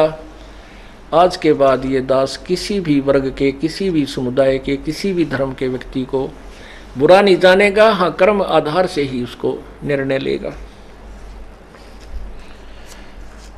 अब सिकंदर लोधी ने सोचा, भाई ये तो भगवान ने पड़ा है, क्योंकि दो चमत्कार, एक का चोट में दो चमत्कार दिखा दिए वहीं खड़े खड़े, और फिर भी को उसको भगवान को भगवान नहीं समझा तो फिर अंधा है, वो तो पामर प्राणी है, कृतघ्नी है। लेकिन सिकंदर लोधी, क्योंकि राजा जो बनता है वो बहुत अच्छी आत्मा होती है, भले ही वर्तमान में वो अपने स्वार्थवश बहुत पाप कर डालता है, लेकिन फिर भी आत्मा में उसके अंदर कुछ जगह ईश्वर की होती ही है। ये बट नेचुरल होता है। सिकंदर लोधी ने सोचा, सबसे ज्यादा झगड़ा हमारा हिंदू और मुसलमान का हो रहा है, और इस परमात्मा को मैं दिल्ली ले चलूं, वहाँ जाकर ये प्रवचन सुनाएंगे इतने प्यारे प्यारे, जैसे आज गदगद कर दिए इन्होंने। 1-1.5 घंटा भगवान ने इसी सब्जेक्ट पर प्रवचन किया कि हम एक जाति के हैं, हम एक भगवान, जीव हमारी जाति है, मानव धर्म हमारा, हिंदू मुस्लिम सिख ईसाई धर्म नहीं कोई नारा। तुम एक पिता के संतान हो, इस काल ने तुम्हें अलग अलग मजहबों में बांट कर आपस में दुश्मन बना दिया ताकि ये मुझे ना पहचान सकें। इस तरह मालिक ने बहुत गहराई की बातें की। सिकंदर लोधी ने सोचा, इस महापुरुष को दिल्ली ले चलता हूँ और इसके सत्संग करवाऊंगा, इनके वचनों को सुनकर हिंदू और मुसलमानों का झगड़ा मिट जाएगा, सब आपस में प्यार तरह करेंगे। लेकिन ये बीच में स्वार्थी लोग होते हैं ना, जो गुरु आचार्य, ये हमारे सदा से शत्रु रहे हैं। इन्होंने हमें डिवाइड करके रूल किया है, हम एक नहीं होने दिए आज तक। लेकिन अब समय आ गया है, आप शिक्षित हो, अक्षर ज्ञान आपके पास है, अपने सदग्रंथ हमारे पास हैं, इनको देख करके अब ये जाति और मजहब की खाई कति खत्म हो जाएगी। थोड़ा सा समय लगेगा। तो उसने प्रार्थना की सिकंदर लोधी ने कि हे प्रभु, हे अल्लाह, अल्लाह की जात, आप इस दास की एक प्रार्थना है, आज्ञा हो तो कहूँ। परमात्मा बोले, बोल भाई, कह क्यों ना, तो कह ले जो तूने कहनी है।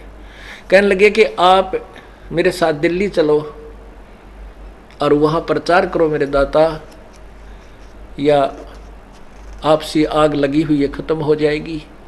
परमात्मा बोले मैं किसी के साथ न्यों ना जाया करूँ भाई, ऐसे नहीं जाता, मैं तो केवल अपने शिष्य के साथ जाता हूँ, जो मेरा शिष्य बन जा। सिकंदर लोधी कहने लगा जी मैं आपका शिष्य बनूंगा, मुझे अपना शिष्य बना लो।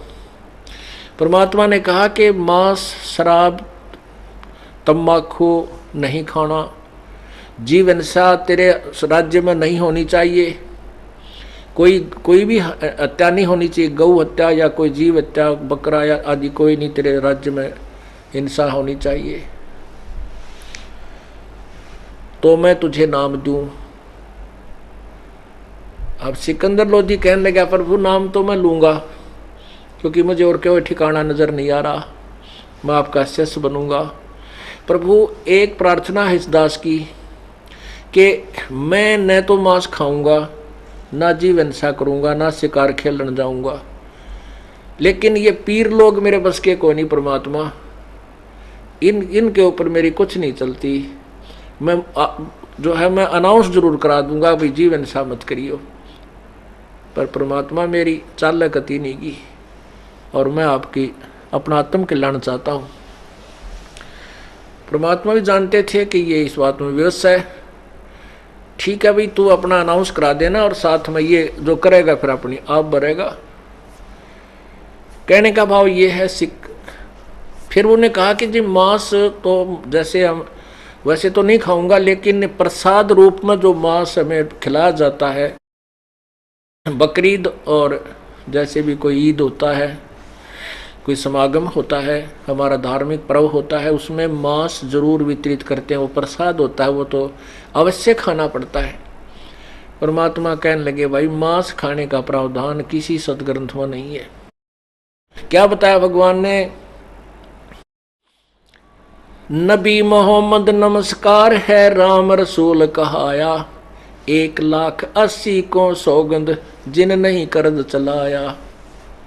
देखो तुम हजरत मोहम्मद जी को अपना आदरणीय पूज्य मानते हो और उन्हीं की आड़ में तुम कह रहे हो कि वो भी मांस खाते थे, वो भी बकरीद मनाते थे। ये तुम्हारी बिल्कुल धारणा गलत है, तुम्हें ज्ञान नहीं है। तुम्हारे को लोक वेद के आधार पर निस्वार्थी लोगों ने, ज्ञानियों ने सेट कर रखा है, आधारित किया हुआ है।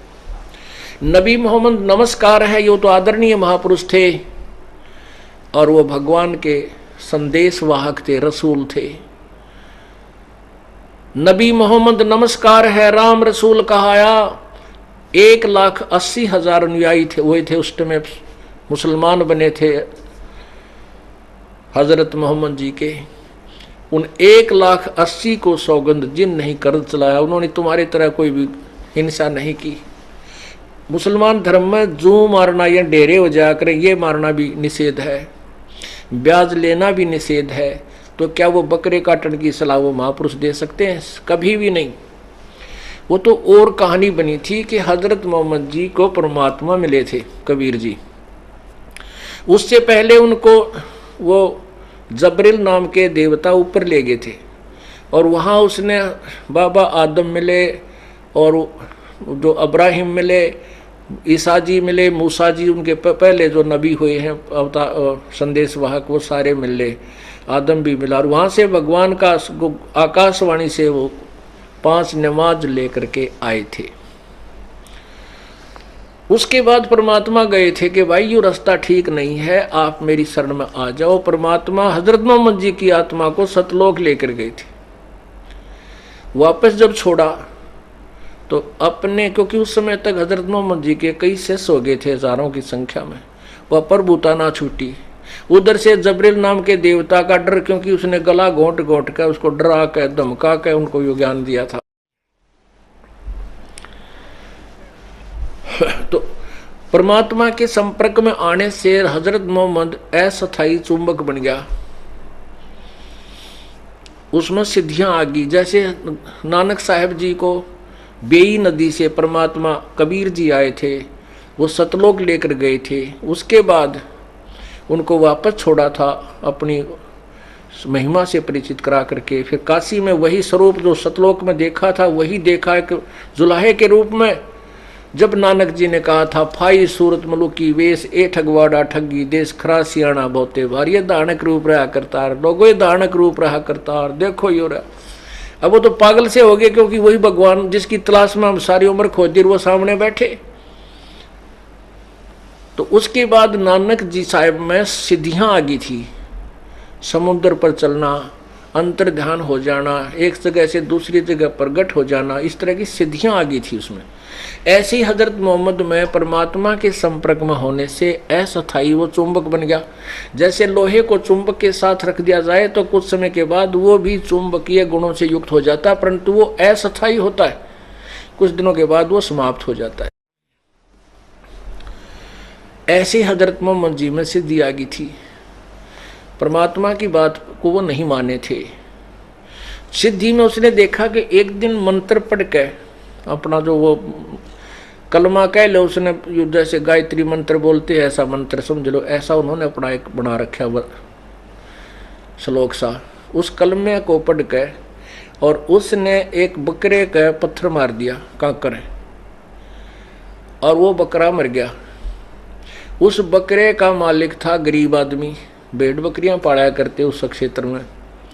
वो रोने लग गया, नो बोला है पीर जी मेरा तो एक गरीब का ही बकरा था, यूं मर गया। तो उसने फिर उसको जीने के लिए उसके ऊपर हाथ फेर दिया, जीवाने के लिए अपना फिर कलमा पढ़ दिया, वो जीवित हो गया बकरा। अब वो गरीब आदमी जिसने कति हाथ कान हिला कर उस बकरे के देख लिए थे, कति मर गया, ये तो जीवित ही नहीं था। दो चार और भी थे, पाल इकट्ठे हो गए वहाँ गवाले हुए उनके रखवाले, सब ने चेक कर लिया था कि मर चुका है, तो खत्म हो लिया। फिर उनके सामने वो जीवित हो गया, तो उन्होंने जगह जगह जाके गाँव में आसपास में सब जगह न्यू का हमारे पीर जी ने बकरा मारा था, जीवित कर दिया, बकरा मार के जीवित कर दिया। अविरोधी बहुत थे उनके उस समय, क्योंकि उस समय ईसाई धर्म का भी पतन हो चुका था, बहुत ज्यादा लोग ऐसे ही पूजाओं पर लग गए थे। इब्राहिम नाम के एक महापुरुष हुए हैं मुसलमान, उस ईसाई धर्म में ही आगे चल के उन्होंने मूर्ति पूजा फिर करने लगे थे। ईसा जी के बाद भी उन्होंने मूर्ति पूजा को बिल्कुल बंद करवा दिया था। उसके बाद फिर भी वो वही पूजाओं पर शुरुआत हो गई थी। हजरत मोहम्मद जी ने उनको बंद करवाया था, लेकिन बहुत विरोधी बहुत हो गए थे। वो लोग कहने लगे भाई हमारे सामने जब माना हम उसको जो जीवित कर दे, हमारे सामने मार के जीवित कराए। सब लोग इकट्ठे हो गए, भाई नहीं तो ये कर देंगे वो कर देंगे, अब देखेंगे। तो वो लोग कहने लगे इस गाय को मार के जीवित कर दे। अब मोहम्मद साहब को तो पूरा यकीन हो गया था कि तेरी शब्द में पूरी शक्ति है, मार भी दूंगा जीवित कर दूंगा, क्योंकि वो बकरे की ट्राई ले चुके थे। कुछ दिनों के बाद एक गाय लाकर खड़ी कर दी, बहुत से लोग इकट्ठे हो गए। हजरत मोहम्मद जी ने अपने वचन से गाय को मार दिया, लेकिन जीवित नहीं कर सका। वो डिस्चार्ज होगी बैटरी, वो अस्थायी चुंबक खत्म हो गया। तब कहते हैं तब हम मोहम्मद याद कियो रे, शब्द स्वरूपी हम बेग गयो रे, जी मुई गऊ हम बेग जवाई, जब मोहम्मद का निश्चय आई, तुम कबीर अल्लाह दरवेशा, जब मोहम्मद का गया अंदेशा। परमात्मा को याद किया, जब अपनी बेइज्जती होती देखी हजरत मोहम्मद जी ने, क्या तो बात बिगड़ गई। जब अल्लाह अकबर, ये सबसे बड़े भगवान मेरी रक्षा करो, मेरी इज्जत का मेहर करो। तो उसी समय परमात्मा शब्द रूप में केवल हजरत मोहम्मद को दिखाई दे रहे हैं, अन्य को नहीं। परमात्मा ने जाके एक थपकी मारी, गाय जीवित होगी। लोग समझ रहे थे कि हजरत मोहम्मद जो दुआएं कर रहा है इसी से जीवित हो गई है। कहते हैं परमात्मा अपनी महिमा का भूखा नहीं है, अपनी प्यारी आत्मा को महिमा देकर कि भगवान में आस्था बनी रहेगी इन लोगों की, ये नास्तिक ना हो जाएं। काल चाहता है नास्तिक हो जाएं, गलत साधना करें, कुछ दिनों में इनको लाभ हो नहीं, फिर ये सब डाकू लुटेरे चोर ठग दारू दप्पा पीने लग जाएं और ये अपनी भक्ति को दूर हो जाएं। परमात्मा चाहता है कि जब तक ये तत्व ज्ञान प्रचार करने का समय आए तब तक ये आस्तिक बने रहे। अब क्या हुआ, उनके अनुयायियों ने दोनों दिन नोट कर लिए, जिस दिन बकरा मार के जीवित किया था और गाय मार के जीवित की थी। हजरत मोहम्मद जी शरीर छोड़ गए, उसके बाद 1,80,000 भी शायद धीरे धीरे शरीर छोड़ गए। कई वर्षों के बाद, 200-300 वर्षों के बाद उनके मन में के स्कीम आई कि वो दिन याद रखने के लिए कि जिस दिन हमारे हजरत मोहम्मद जी ने बकरा मारा था और जीवित किया था, और जिस दिन गाय मारी थी और जीवित की थी, वो दिन मनाने चाहिए ताकि आगे आने वाले बच्चों को याददाश्त बनी रहे। उसके लिए उन्होंने क्या कहा कि एक गाय को कलमा पढ़ देंगे और मार के जंगल में डाल देंगे, एक बकरे को जो दिन दोनों दिनों को, और हम नहीं खाएंगे क्योंकि मांस खाना पाप है। जंगल में डाल देते, एक वर्ष में जब भी वो समय आते बकरीद मनाने के या वो जो भी उनका पर्व था, उस दिन वो जंगल में उस बकरे को या गाय को जंगल में डाल देते थे कत्ल करके। ऐसे ऐसे हजारों सैकड़ों हजारों की संख्या में जगह जगह गांव-गांव में ये ऐसे वो पर्व मनाया जाने लगा। उसी दौरान एक अकाल गिर गया, दुर्भिक्ष। अकाल गिरने से हाहाकार मच गई, लोग भूखे मर रहे थे। उसी दिन वो पर्व आ गया गाय काटने का। वो गाय को हलाल करके धीरे धीरे काटना, गला भी प्यार से धीरे धीरे, इसलिए हलाल कहते हैं। उनकी अपनी स्कीम थी, या मोहम्मद साहब या उन नबियों की नहीं थी। उन्होंने वो सब जगह सब गांवों में वो दिन पर्व मना करके और गाय बिस्मिल करके बाहर डाल दी गई। अब लोग भूखे मर रहे थे। 2-4 मुसलमानों ने उस गाय के मांस को पकाकर खा लिया। अन्य मुसलमानों ने देखा कि ये तो जुल्म कर दिया, इन्होंने मुसलमान होकर के मांस खा लिया। परमात्मा कहते हैं मुसलमान सोई मांस छू है नहीं, मांस बकै सो गोला। तो सब जगह झगड़ा हो, वो समस्या पैदा होगी, बवाल मच गया। इनको सजा दो, इनको ये कर दो, सजाए मौत दो, इन्होंने मांस खाया है। अब वो सारे पुजारी जो थे, काजी मुल्ला इकट्ठे हुए, भाई ये तो सब जगह शिकायत आ गई, हजारों लाखों हजारों संख्या में लोगों ने गड़बड़ कर दी, इनको सजा कैसे दी जा सकती। उन्होंने स्कीम बनाई कि ये फैसला सुना दिया, ये कह दो कि कलमा पढ़ने से गाय का मांस पवित्र हो गया था, उन्होंने प्रसाद रूप में खाया है, उनको पाप नहीं लगा। अब वो पवित्र प्रसाद बन गया। अब उस दिन गाय को या बकरे को काट कर घर घर प्रसाद बांटा जाता है कि पवित्र हो गया। अब ये बाद में बनाई हुई मजबूरी की स्टेटमेंट थी, ना कि उन महापुरुषों की। नबी मोहम्मद नमस्कार है, राम रसूल कहाया, 1,80,000 को सौगद जिन नहीं कर चलाया। अरस कुर्स पर अला तकत है, खालिक बिन नहीं खाली, वो पैगंबर पाक पुरुष थे साहिब के अब्दाली।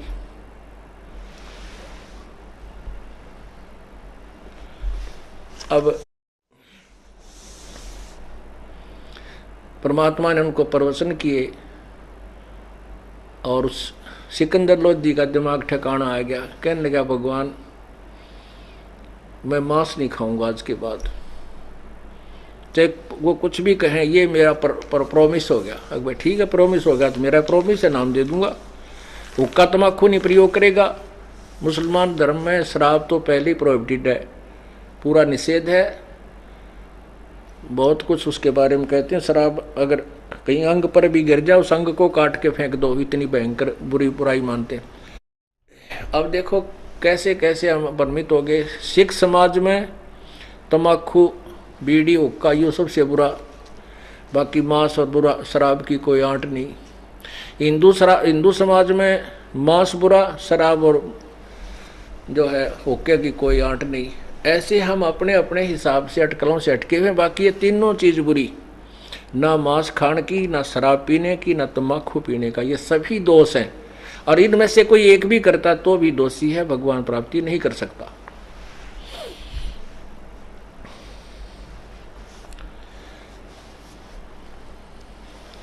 सिकंदर लोधी ने प्रार्थना की प्रभु मेरे साथ चलो।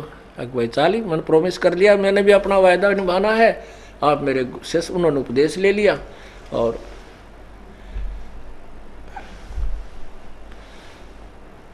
कबीर साहब अपनी झोंपड़ी पर चले गए और सिकंदर लोधी वहां आ गया जहां रेस्ट हाउस में वो रुके हुए थे।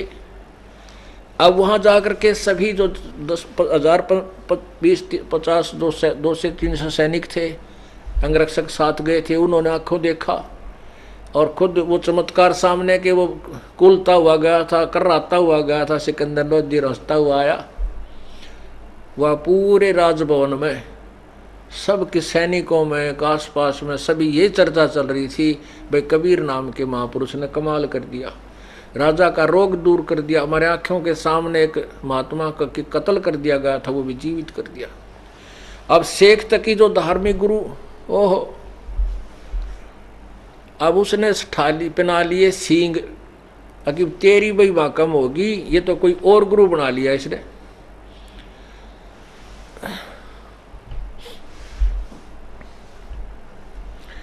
सिकंदर वीरदेव सिंह ने कहा, तब वो तो रात बीत गई, तो परमात्मा सुबेरे चले गए। कबीर परमेश्वर जी सुबह पहुंच गए वहां पर, उस रेस्ट हाउस में, राज दरबार में आदर से सत्कार से बैठाए, पूर्ण रूप से उच्च आसन पर बैठाए। परमात्मा को सिकंदर लोधी ने अपने हाथों वो बिछाया उनका जो आसन, और नीचे बैठ के जमीन पर वीरदेव सिंह बघेल भी और बिजली और सिकंदर लोधी एक तरफ, उस शेख तकी पीर के भी आसन लगा दिया। अब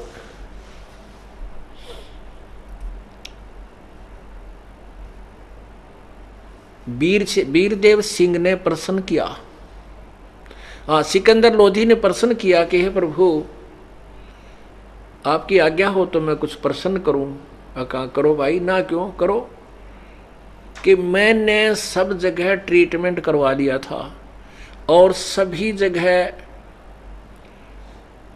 जितने भी धार्मिक हमारे मुसलमान धर्म में गुरु थे, पीर थे, दरगाह थी, जहाँ भी कोई पूजना था पीर, वहाँ भी समाधि पर मैंने सारे चढ़ा लिया था, जिसने भी जो जहाँ बताया। और हिंदू जितने भी थे उनके सबके पास में उन हिंदू जो वेल नोन संत थे उनसे भी प्रार्थना की मैंने वहाँ जाके, और एक से एक बढ़िया वैद्य बुलाया, उनको मुंह मांगा, इनाम बोल दिया कि जितना धन चाहोगे उतना दे दूंगा, वैद्य जी मेरा जीवन रक्षा कर दो। तो सभी ने उन मना कर दिया था। सिकंदर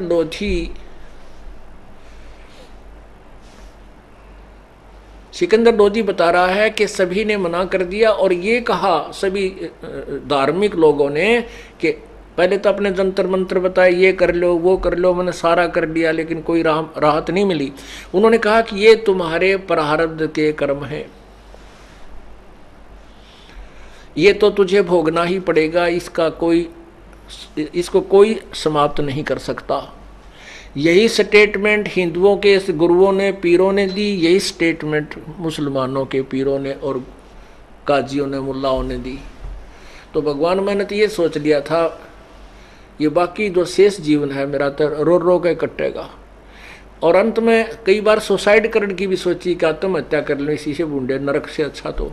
और परमात्मा आपकी दया से आज आपका दासकती स्वस्थ हो गया। भगवान आज अपनी नींद सोया सारी रात, छक्कर रोटी खाई, परमात्मा समय पर टूक भी नहीं खा सकता था। तो परमेश्वर ने कहा भाई, ना तो हिंदू और ना मुसलमानों को उस शक्ति का ज्ञान नहीं है जिससे ये रोग कटे और प्रारब्ध कर्म कट सके।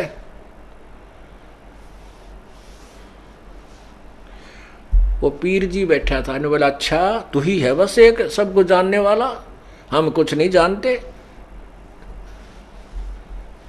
अब परमात्मा ने कहा कि सुनो,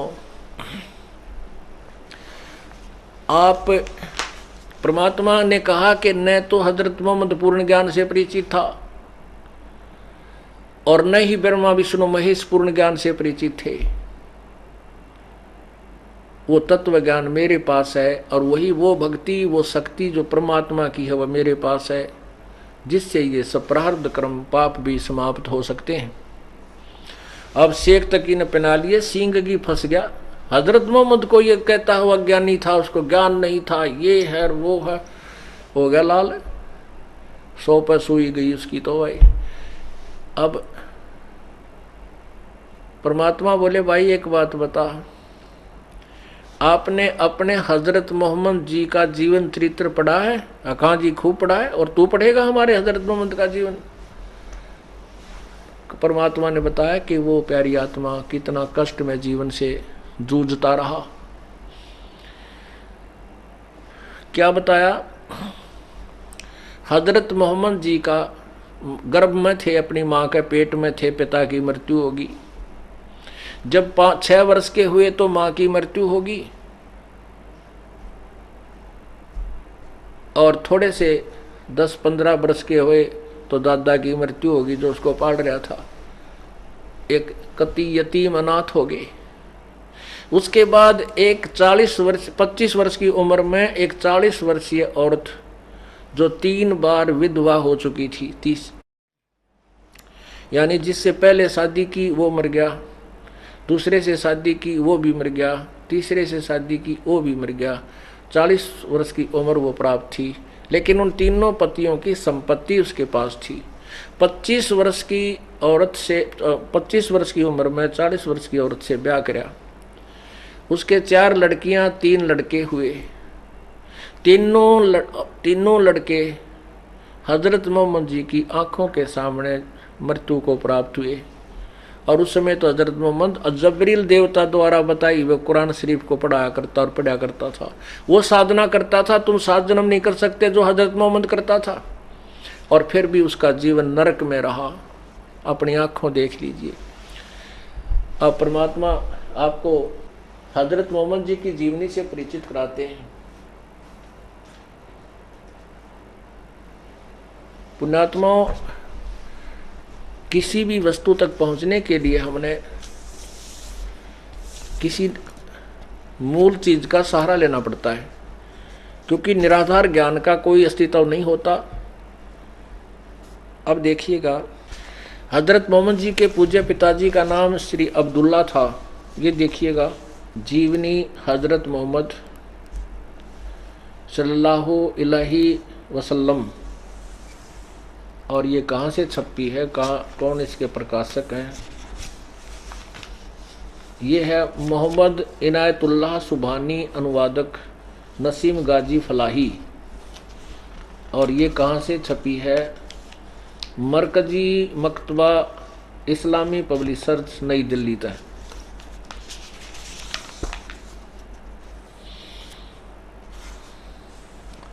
ये कहाँ से अनुवादित है? नाम मूल किताब मोहम्मद अरबी उर्दू, इस्लाम साहित्य ट्रस्ट, प्रकाशन नंबर 81, इनके सर्वाधिकार प्रकाशाधीन। यहाँ से छपेश के मोटे मोटे से आपको दिखाएंगे 27 पृष्ठ पे।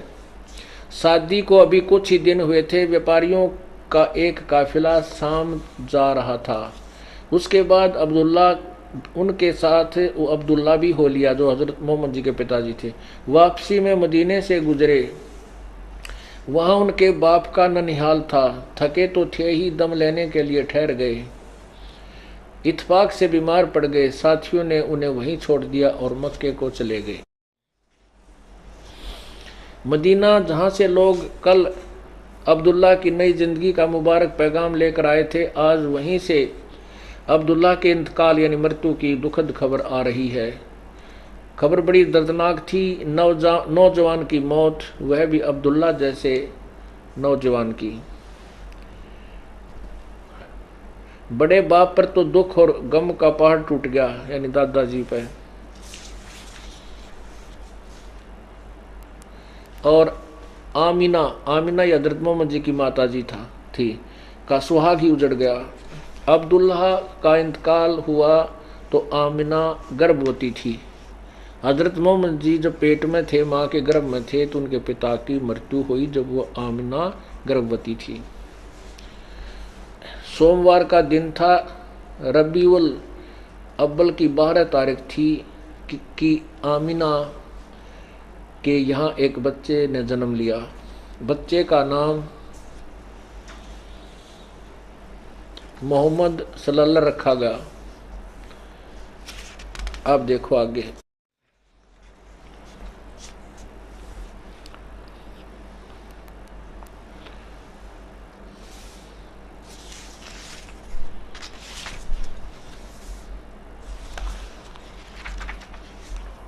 पुण्यात्माओं, इसी से पता चलेगा कि हम क्या कर रहे हैं और किन महापुरुषों की आड़ लिए बैठे हैं। ये देखिएगा 46 पृष्ठ पे। खदीजा बहुत ऊंचे घराने की औरत थी। यह बनी मखजूम के 2 रईसों से आगे पीछे ब्याही थी। दोनों बहुत काफ़ी दौलत छोड़कर दुनिया से विदा हो गए। 2 बार विधवा हुई थी, माफ़ करना 3 बार नहीं, 2 बार विधवा हो चुकी थी। बहुत सी दौलत दुनिया से छोड़कर विदा हो गए थे। उस खदीजा से हज़रत मोहम्मद जी का ब्याह हुआ। 51 पृष्ठ पर। यह मेरे भाई अब्दुल्ला का बेटा मोहम्मद है। यह वह नौजवान है कि कुरैश में इस जैसा कोई नहीं है। हाँ, माल इसके पास कम है, लेकिन माल तो चलती फिरती छाँव है। मोहम्मद मेरा संबंधी है, यह तुम सब जानते हो। यह उनका कोई नाती मोहम्मद का ब्याह करवाना चाहो। वह खुवैलिद की बेटी खदीजा से निकाह करना चाहता है। इस तरह मुबारक काम पूरा हुआ और कुरैश की सबसे इज्जत और औरत बाइज्जत औरत कुरैश की अमीन के घर आ गई। उस समय आपकी उम्र 25 साल 2 महीना और 10 दिन की थी। बीबी खदीजा 40 साल की थी। ठीक हुआ। अब ये सिद्ध करना चाहता है, मैं अपनी तरफ से नहीं बना रहा। ये देखिएगा, ये दास अपनी तरफ से नहीं बना रहा, सदग्रंथों में लिखा आपके सामने पढ़ कर सुना रहा हूँ। ये देखिएगा 52 पृष्ठ पे। खदीजा के साथ आपकी जिंदगी, हजरत मोहम्मद की जिंदगी अत्यंत आनंदपूर्ण जिंदगी थी। अब देखना,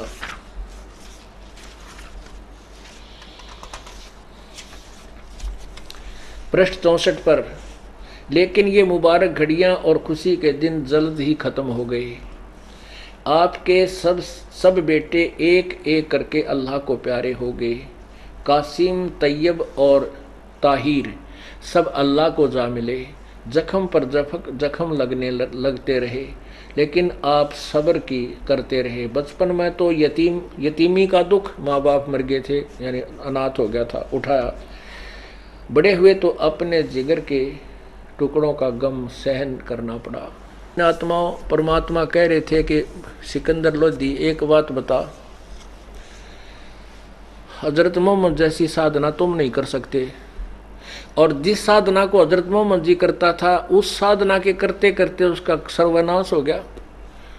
आप अल्लाह की किस लिए साधना करते हो? पहले तो संसारिक सुख की बात करते हो, और जब संसारिक सुख नहीं हुआ तब मोक्ष कहाँ से होगा?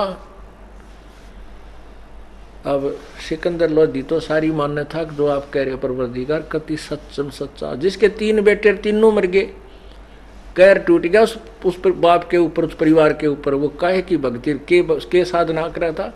अब हम परमात्मा की आड़ इसीलिए लेते हैं कि हमारे ऊपर आने वाले समय में कोई कर्म का दुख ना आ जाए। और दुख जो के तो आ रहे हैं। जूता पैर में किस लिए पहना जाता है? कि कांटे ना लग गए। और जूते कहें जूते पहन रखे और कांटे सारे लगन लग रहे हैं, वो जूते बिना तली के हैं, या कोई कागज के बना के पहन रखे या कपड़े के डाल रखे हैं, कति सिंपल, जिसमें के सारे कांटे अंदर आ रहे हैं। यानी वो प्रोटेक्शन ठीक नहीं, वो बचाव का साधन ठीक नहीं, वो परमात्मा की साधना ठीक नहीं, जिसमें बेटे भी मरे, बेटे बहुत बुरा हाल हो गया। अंत में महात्मा हजरत मोहम्मद जी की कैसे मृत्यु हुई, जैसे एक भक्तिहीन प्राणी की हुआ करे, उसी तरह उनकी मृत्यु इसी में आपको दिखाता हूँ। कबीर साहब बताते हैं कि उनकी मृत्यु के विषय में आप परिचित हैं, कैसे हुआ। ये देखिएगा प्रश्न नंबर 311 पे।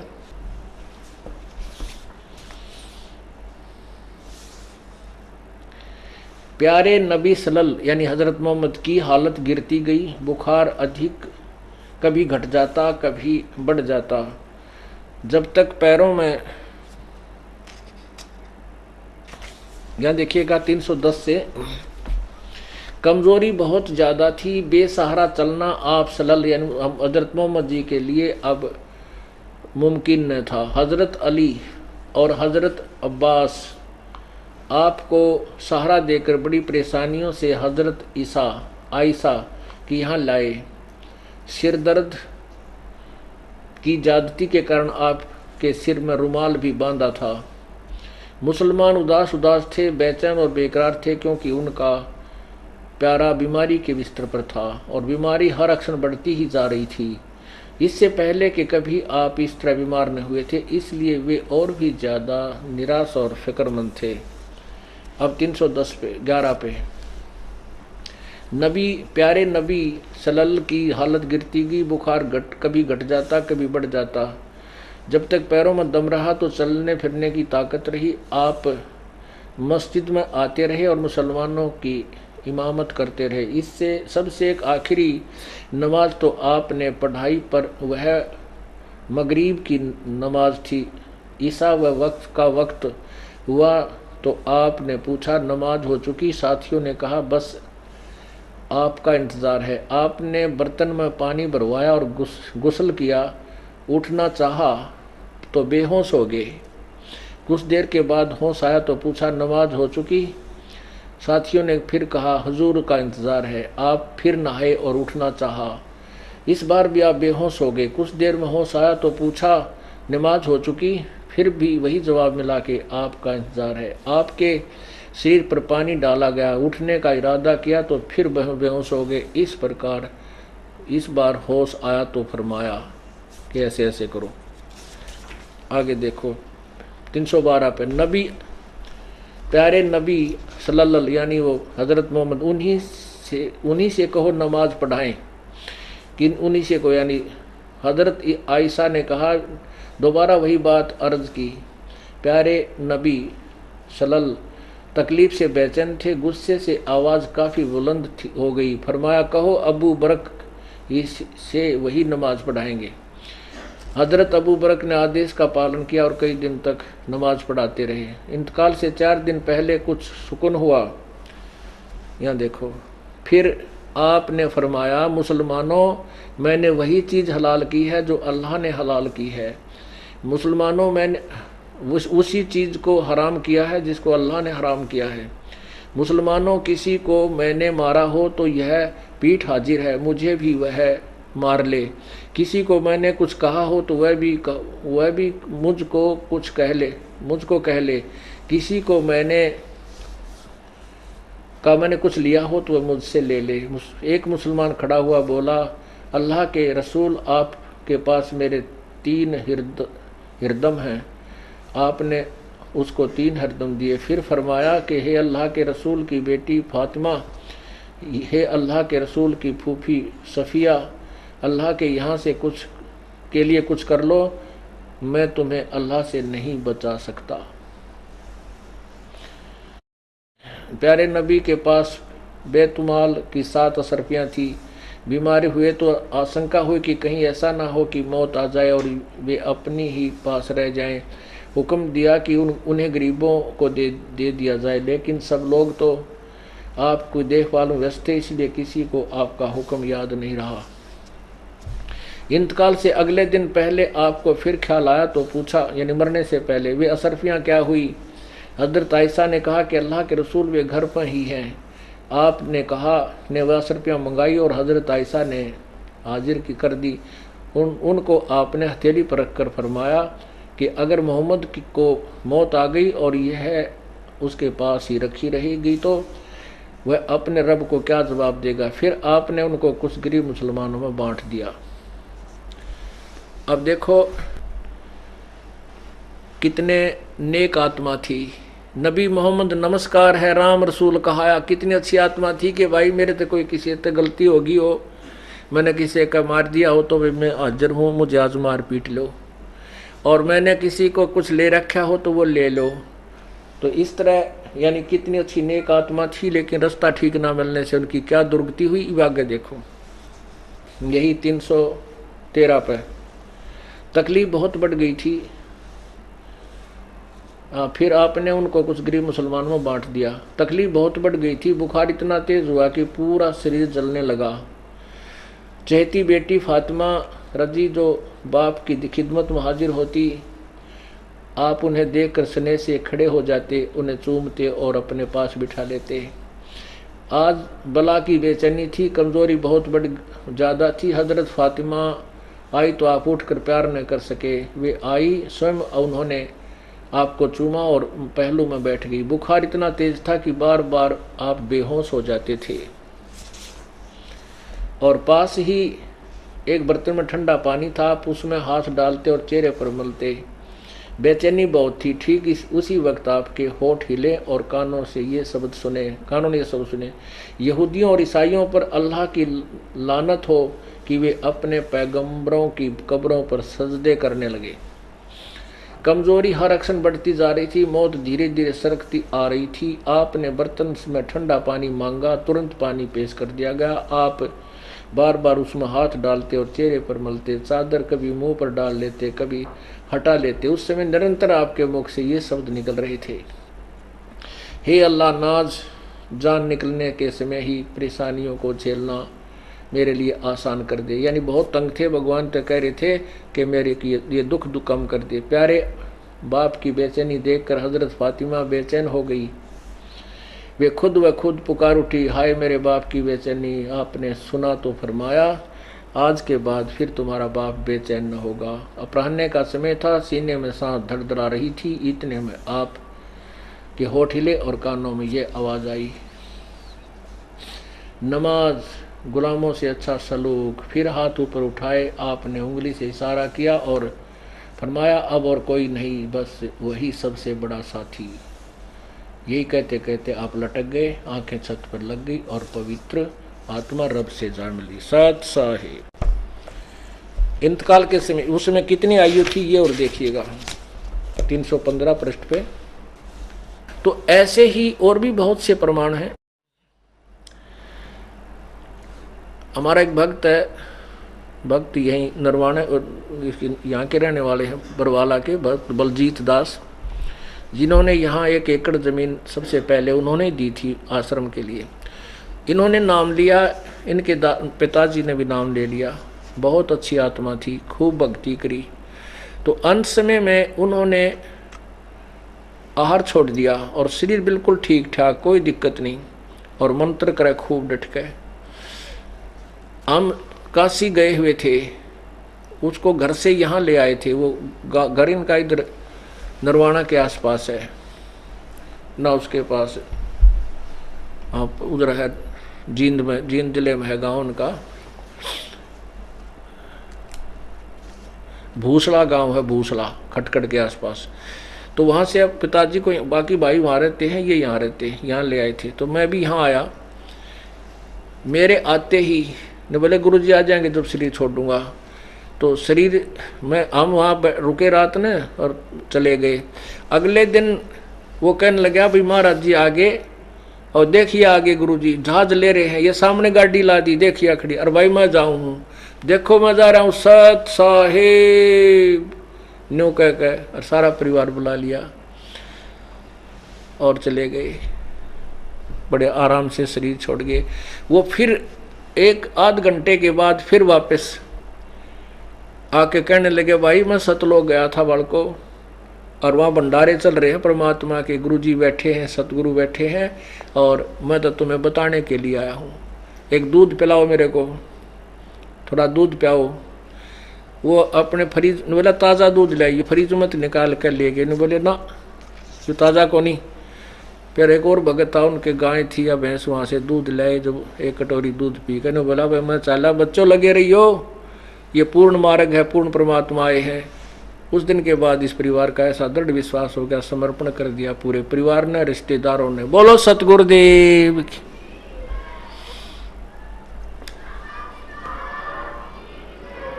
सत साहिब मेरे पूज्य गुरुदेव स्वामी रामदेवानंद जी महाराज 108-7 साल के हो गए थे, और आखिरी सांस तक उनका शरीर बिल्कुल ऐसा स्वस्थ और लाल चेहरा था। शरीर वैसे का अस्थि पिंजर सा था। वो 40 वर्ष यहाँ जींद एक कुटिया थी, उसमें रहे हमारे, मेरे साथ हमारे बच्चों ने वहाँ सेवा की। 40 दिन के बाद 24 जनवरी को यहाँ से गए।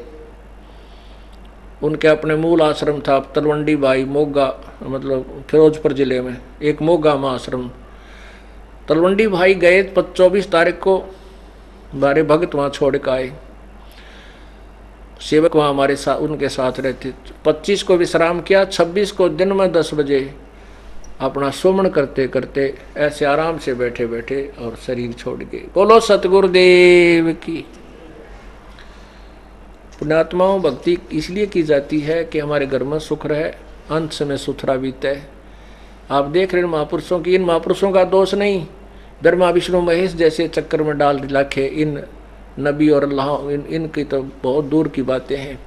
क्योंकि हम ब्रह्मा विष्णु महेश को भगवान मानते थे, और ब्रह्मा विष्णु महेश की क्या दुर्गति हुई। श्री कृष्ण जी का अंत देखो कैसे हुआ, पैर में तीर मारा गया, पूरा परिवार उनके सामने नष्ट हो गया, बुरा हाल हो गया। तो ऐसी भक्ति है तो भगवान का नाम में मिट जाएगा। जब यही दुख देखने पड़ गए तो फिर भक्ति कहाँ रही। तो इसलिए पुण्यात्माओं, परमात्मा का शुक्र मनाओ कि आपको ये मार्ग मिल रहा है और आपका जन्म इस समय इस तत्व ज्ञान की अमृत वर्षा हो रही है और आपको जन्म मिला है। इस ज्ञान को सुनकर परमात्मा ने मौखिक बताया था। परमात्मा ने कहा कि पीर जी की लाल आंख होगी, शेख तकी की। कहने लगा झूठ बोलता है, ये क्या जाने सदग्रंथों के बारे में, अनपढ़ है, ये अशिक्षित है, इसको अरबी भाषा नहीं आती, हमारी अल्लाह के बारे में ये क्या जाने, झूठ बोलता है। वीर देव सिंह बघेल जो काशी के नरेश थे, उन्होंने कहा, क्योंकि वो परिचित थे, वो विशेष हो चुके थे कबीर परमात्मा की शक्ति को देख करके, तब अल्लाह उसने वीर देव सिंह बघेल ने कहा, पीर जी आपके पास हजरत मोहम्मद जी का जीवन चरित्र होगा, आप पढ़ कर देख लो, ये तो प्रश्न नंबर बता रहे हैं। कहने लगे मैं साथ थोड़ा ही रखता हूँ। एक सैनिक था मुसलमान, वो कहने लगा पीर जी मेरे पास सलेह देख ले। उसने पढ़ा नो, वो तो सारा ज्यों का त्यों था। बोला झूठ बोला, झूठ बोला, ये क्या जाने, आँखें देख कर भी नहीं मानने वो। ओए होए। तो परमात्मा कहते हैं ऐसे दुष्टों के साथ कैसे निपटेंगे। अब निपटेंगे क्योंकि हम शिक्षित हो गए।